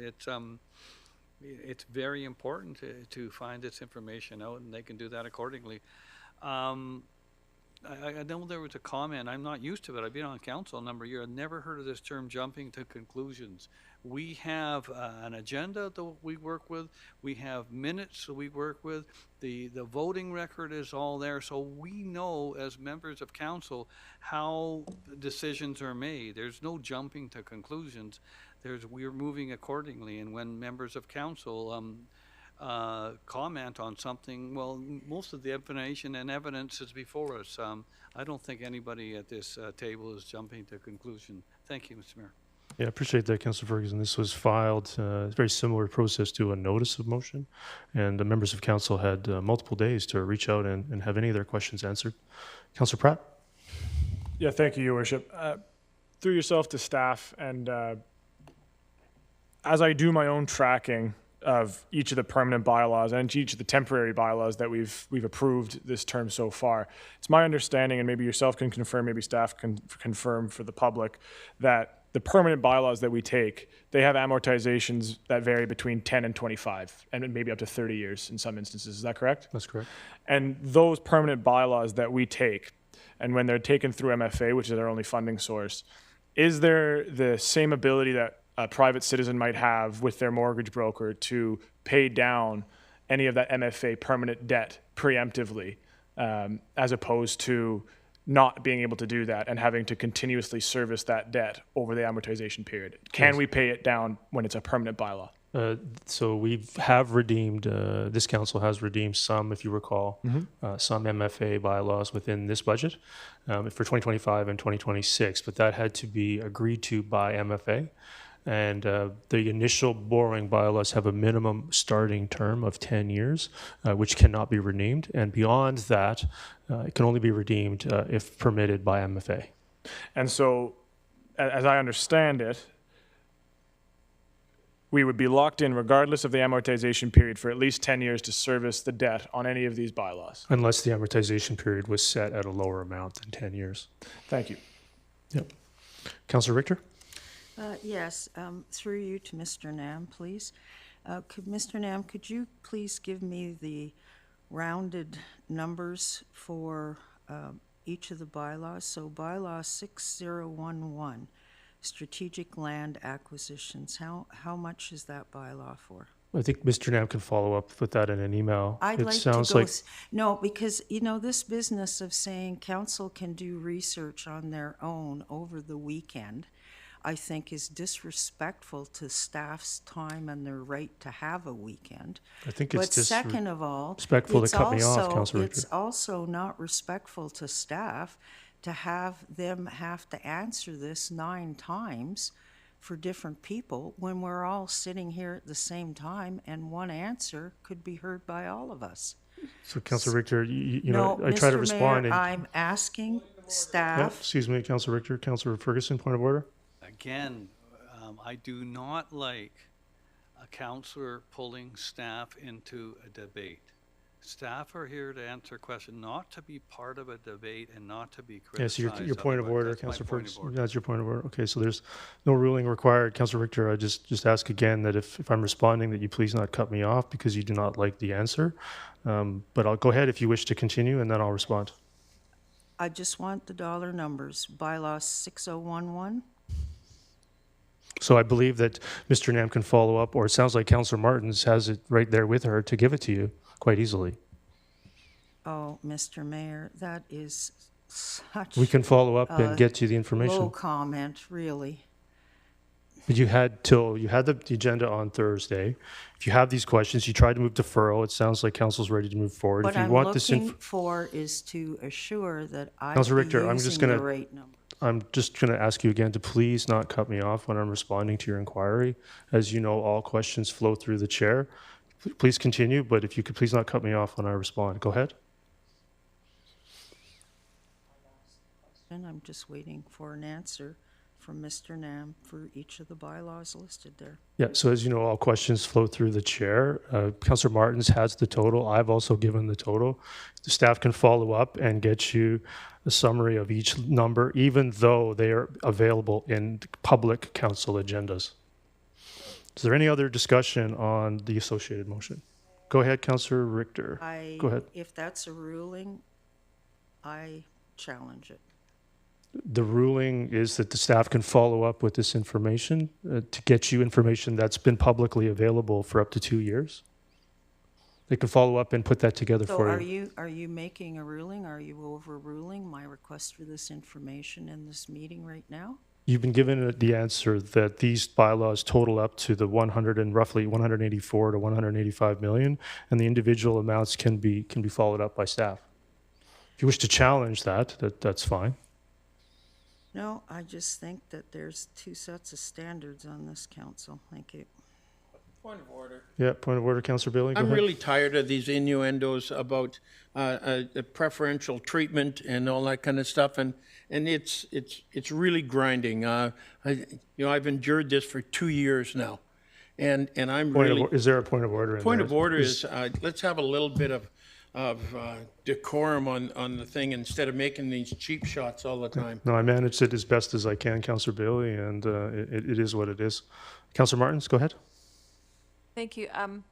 You mentioned my name twice, that I could provide the numbers. Did you want me to go through my list here that I have in No, front you of me? can just provide it offline. We need to get on with decision making. No, that's all right. Just Yeah. wanted to check. No, Okay, thanks. we'll get on decision making. I see no other discussion. I'll call the question on the motion under G2.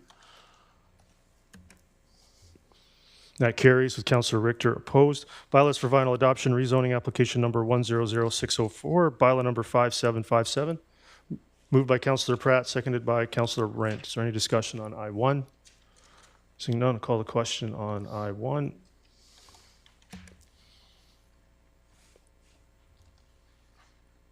That carries unanimously. Get a motion to approve the development permit applications numbers 101302 and 101226. Moved by Councillor Ferguson, seconded by Councillor Rent. Any discussion on the development permits? Seeing none, call the question on I1.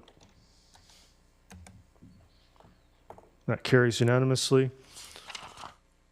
Okay. Is there anybody wish to make a mayor and council report? Excuse me, Mr. Mayor, there is a second development permit? I just did them concurrently. Is that not permitted? No, it is. Thank you. Yeah, I moved them Sorry. both. Yes. Yes. Believe that was moved. I can't remember who moved and seconded it, but it was moved concurrently. Yeah. Councillor Bailey, go ahead. I am going to steal a little bit of advice and actions from fellow Councillor Ferguson. I think today we've found out exactly what people on the street have to go through. I can only imagine if I was even in a car, let alone a tent or unhoused. And I would just ask people pay attention. Coming up is coldest night of the year. It is a organization that has worked towards helping those in homelessness, especially in the winter. And I'm glad to say I have been involved in the very first one and have been involved in every one since as a participant. And I really ask that people right now have a look around on the streets and see what these people are going through. Even though we have EWR shelters that are up and running right now, I know I was out when you have almost a kilometer of driveway, you've got a lot of stuff to do in the morning, and I know a little bit about how briefly, even well-clothed and everything, I was dealing with that. And keep in mind the people on the street right now are suffering, and if there's anything that people can do to help those people get through this kind of a time, please keep that in mind and have a look at CNOY. Thanks. Great, thank you. Any other Mayor and Council report? Any other regional reports? We'll move on to items information M1 through 3. I have an item for M1. Ms. Bauer, may as well bring that up. See no speakers.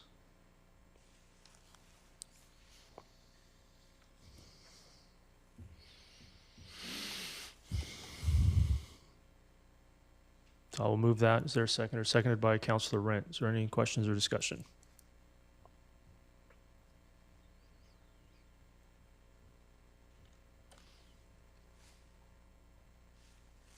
No? Okay, I'll call the question. Councillor Richter? Yeah, is this an additional cost or to draw from the amenities cost charge program? And if it's to draw from the program, why aren't all the community parks included? Mr. Cooner?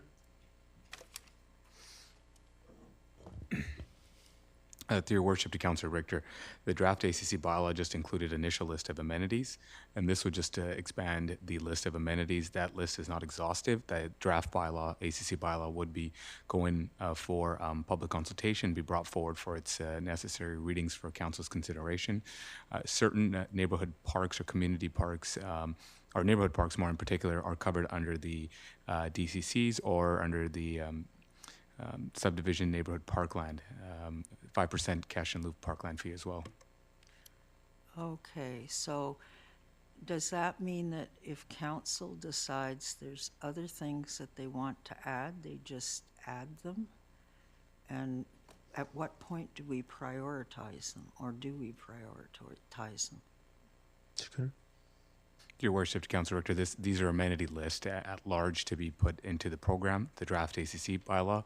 The draft ACC bylaw will more than likely be reviewed annually just to add further items to the amenity as neighborhood plans are either processed, adopted, or there's further priorities from council or direction. So at this point, this is just asking staff to add these two items to the amenity cost charge report that's going to be coming to council, or is it a bylaw that's going to be coming to council? It would be a bylaw that would be coming to council. Okay, thank you very much. Councillor Pratt? Yeah, thank you, Worship. I'm happy to see these additions. I was wondering if now would have been the time to do so myself, so I'm happy that you have. And I was wondering if council wanted to add something to this list, if it'd be appropriate to amend this motion or to accept it and you could certainly amend it. There has to be some consideration of what's applicable to do to growth, and also what rises to the level of the community amenity.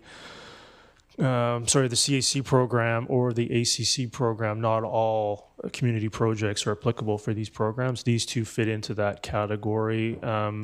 As my calculation and initial verification, but as you can see, it says if applicable to include. So that gives staff some leeway to determine if these are appropriate or not to be considered. So to answer your question, there's certainly no reason other projects couldn't be added to this list, or this same motion could be repeated either when the ACC program comes forward to be referred back to staff for expansion, or done preemptively similar to this motion. Yeah, I think for myself, then I'll wait until it comes back. The item for myself would have been the covered skate park in Willoughby. And based on that clause of if applicable, I'd be interested to see if it is applicable, just based on the price tag that was listed in our capital projects report. I think it's something that's pretty sizable that obviously we need to consider. So as opposed to, it's an interesting question because there are expansions of existing facilities specifically required due to growth. Staff could certainly review if that project is already part of Parks Development, DCC, or some other program itemized. That'd be the concern. either have that verified by staff for you in advance, or you could certainly add it to this motion, and that could come forward if it's already included or funded elsewhere. Then staff would have the leeway within this motion to outline that in the report. So if you wish to make an amendment to add that project, that seems fine with me. I'd like to make that amendment. I'll second it. Is there a seconder to that addition?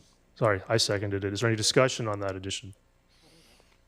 Seeing none, call the question on that amendment to M1 for information. That carries unanimously. Back to it as amended. Councillor Pratt, do you have anything else? Thank you. Great. Any other discussion on M1 for information as amended? No. Call the question on M1. That carries unanimously. Is there any other discussion items from M1 to 3? Seeing none, move on to other business. Councillor Richter. Yes, item 01, I wish to withdraw this notice of motion at this time. Thank you. Okay. Move on to Councillor Bailey. Go ahead. Yeah, I'm really glad to move this as it's written there. I have a long history of being involved with the Surrey Food Bank and other food banks like the Jeff Mailer Food Bank, and really glad that we were able to get $55,000. Let's get the motion on the floor. Do you wish to move that? Moved. Does anybody wish to second that? Seconded by Councillor Van Popta. Go ahead, Councillor Bailey. I get a little run on sometimes. And I'm really glad to see that we can stabilize significant funding for the Aldergrove Food Bank.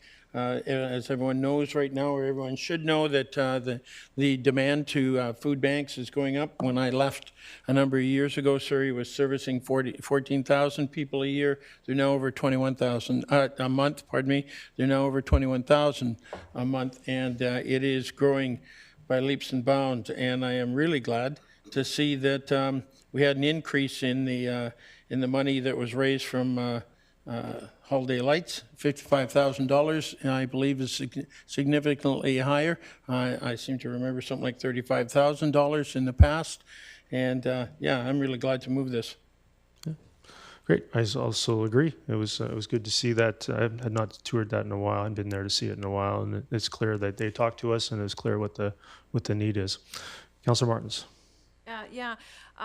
A question, if I may, through the chair to perhaps the mover or maybe staff. Just the term verified donations, what does that mean? Is this people are donating online to the township, or what's this verification? Yeah, I'm happy to answer that. A lot of that was taken by Touch, and the rest was taken by the food bank themselves, and people were handling it. So every nickel was accounted for. Okay, so what would unverified look like, I guess, maybe? Well, if you don't have a system of keeping track of the money as it comes in, and that would be not verified. I'm not a legalese, or forgive my vocabulary, but maybe it's not the right word. I think that's sufficiently answered, Councillor Bailey. Go ahead. Councillor Martins, go ahead. Yeah, no, and I know there was issue with my previous comments, but I'm going to say it again.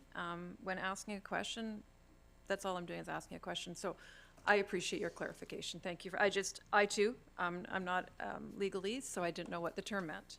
So thank you, and it's great to see that we're supporting the Aldergrove Food Bank. So thank you for bringing this motion forward. And I guess it's a related question, and I'm just wondering, if I may, through chair to staff, if there will be a memo coming to council with regards to this event, and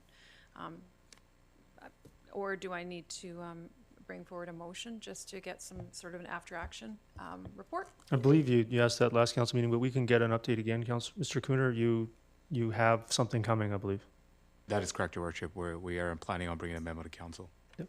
Okay, no, I really appreciate that, and thank you. Councillor Richter? Yes, I'm just wondering why we would single out one particular food bank. Do we not have more than one food bank in the township? Because I rather imagine the donations are coming from all over the township. Should we not maybe be rotating or put some sort of a food bank rotation schedule in so they can each benefit from the generosity of the public? Mr. Cooner? believe that would be an option for council to consider. That is correct. Okay, well, I'd like to suggest that we consider that. Are you making a motion or a suggestion? Well, I guess if you want me to make an motion to amend it, I would drop Aldergrove and say that the food banks in Langley Township be confirmed as the beneficiaries, and that, et cetera, and that staff prepare a rotation of donation years for council's consideration. Ms. Bauer, do you have that? Is there a seconder to that? Seconded by Councillor Kuntz. Go ahead, Councillor Richter. Well, it just seems to me, I'm sure we've got at least 2, if not 3, and we should, I mean, it seems to me that a lot of money came in this from this past Christmas display, $55,000, wasn't it, or something in that range? And I think all the food banks could benefit from sharing that somehow. Councillor Bailey? Yeah, the reason I said 5 years to the Aldergrove Food Bank, Sources Food Bank. Sources is a very large organization. They're in the multi-millions of dollars of budgets, and having come from the food bank industry, stabilizing their ability to raise funds was a primary thing for me, saying that for the next 5 years, Aldergrove, you can put this down when you're looking at different grants or whatever. It is a chronic problem of food banks, and I'm not disputing that other food banks are in the same situation, but by giving Aldergrove this 5-year thing, 5-year confirmation, they can count on that, and they can utilize that when they're either looking at capital or whatever. And it is a problem of food banks because their money comes in, the vast majority of it comes in by donation, and it's not very easy when you're, I know when we were going for a mortgage for the Surrey Food Bank, it was a fundamental problem being able to verify how much income you're going to have. So I looked at Aldergrove Food Bank, a very small food bank in comparison to Sources, and give them the ability to possibly plan ahead for the next 5 years to serve the people in Aldergrove. And remember, they're a little further out. I know there's one that is funded by a church, and that kind of funding and that kind of usage is much more constrained rather than the Aldergrove Food Bank. And one thing I like about the Aldergrove Food Bank that is very non-traditional is most food banks will not give food to homeless people. And you have to have a home address to become a recipient of a food bank. Aldergrove does not do that. So they help people that are on the street and are struggling even harder than most people right now. Councillor Ferguson? Yeah, thank you. I think I just wanted to maybe try to clarify myself. That's the trouble with having 2 Langley. The Sources Langley Food Bank, I believe, is located in Langley City. And another thing is the folks from the churches, they run independent, and I know that we were up at I think with the Mormon temple, they were having their own kind of thing and helping out other sources, other facilities. So I think it's difficult to support the amendment because the Langley Food Bank is located in Langley City, I think Production Way or something. So I can't support the motion. I support the intent to have food for all of Langley, but we only, I believe, have one food bank in Langley that it's processed accordingly. So, and that's in Aldergrove. I actually did at one time ask the mover prior to the meeting about having spread the wealth around, but the need now is certainly great for food. So I'll be supporting the main motion, but not the amendment. Councillor Pratt? Yeah, thank you, Your Worship. I was pleased to be able to get out and see the food bank when we handed them the check, and I just sort of saw the need that they have in Aldergrove specifically, and through yourself to Councillor Bailey, being more knowledgeable on this than I am. Is Sources not funded through the province? Or one of the food banks in Langley not funded through the province? Councillor Bailey? Sources has an awful lot of, the last time I checked, I think their budget was in the $14 million range or plus. And where they have a lot of grants. They're a very complex organization that has a big staff. They have grant writers and all that kind of stuff that the Aldergrove Food Bank don't have. The smaller food banks struggle, and that's why I picked the Aldergrove. Yeah, I can appreciate the need for them to be able to build more of their capacity. I saw the great work they were doing firsthand, so I'm excited to support the main motion. So with that, I'll call the question on the amendment to O2.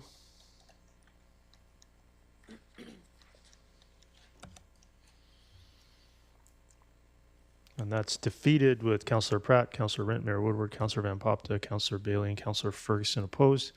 Back to the main motion. Does anybody else have any other discussion? That, call the question on O2.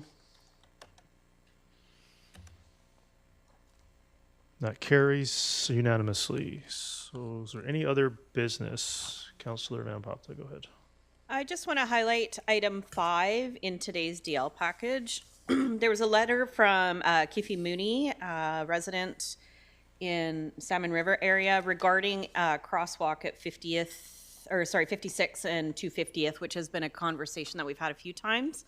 I was just noticing in the staff response that it talked about previous traffic studies that we'd done, but it didn't include in the communication to the resident that we actually have approved a report, I believe, in the fall coming to council on the whole 56 corridor. So I would like to maybe just update the letter writer that we are also conducting a comprehensive look at that whole stretch, if we could, please. Staff can provide that to the resident. Thank you. Yeah, Ms. Bauer, I see no other speakers. I had another business item based on a submission at the last public hearing.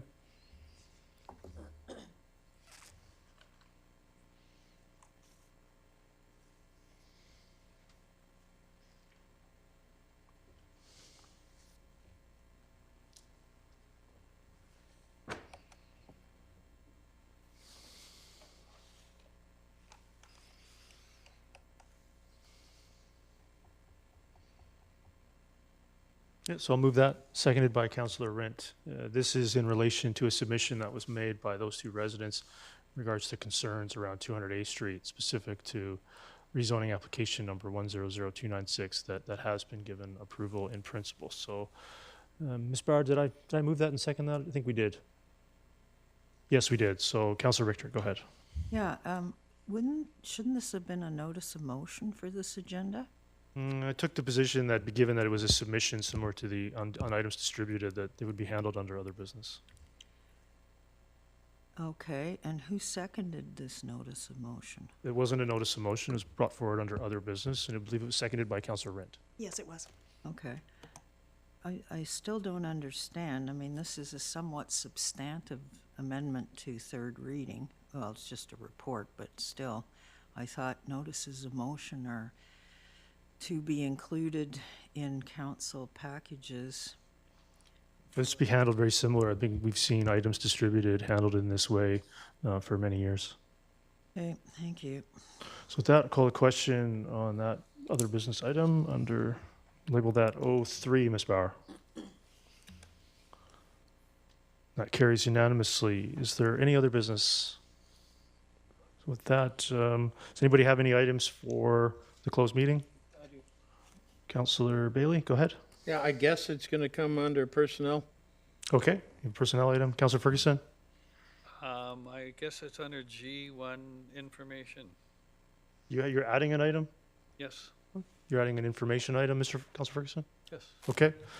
So with that, I don't know if that's the right word. It might not be. It might be personal. I'm just looking at whether it's information.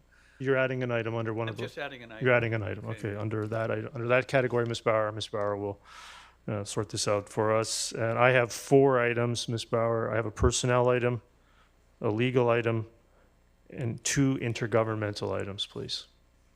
With that, get a motion to resolve into special close, moved by Councillor Van Poptis, seconded by Councillor Pratt.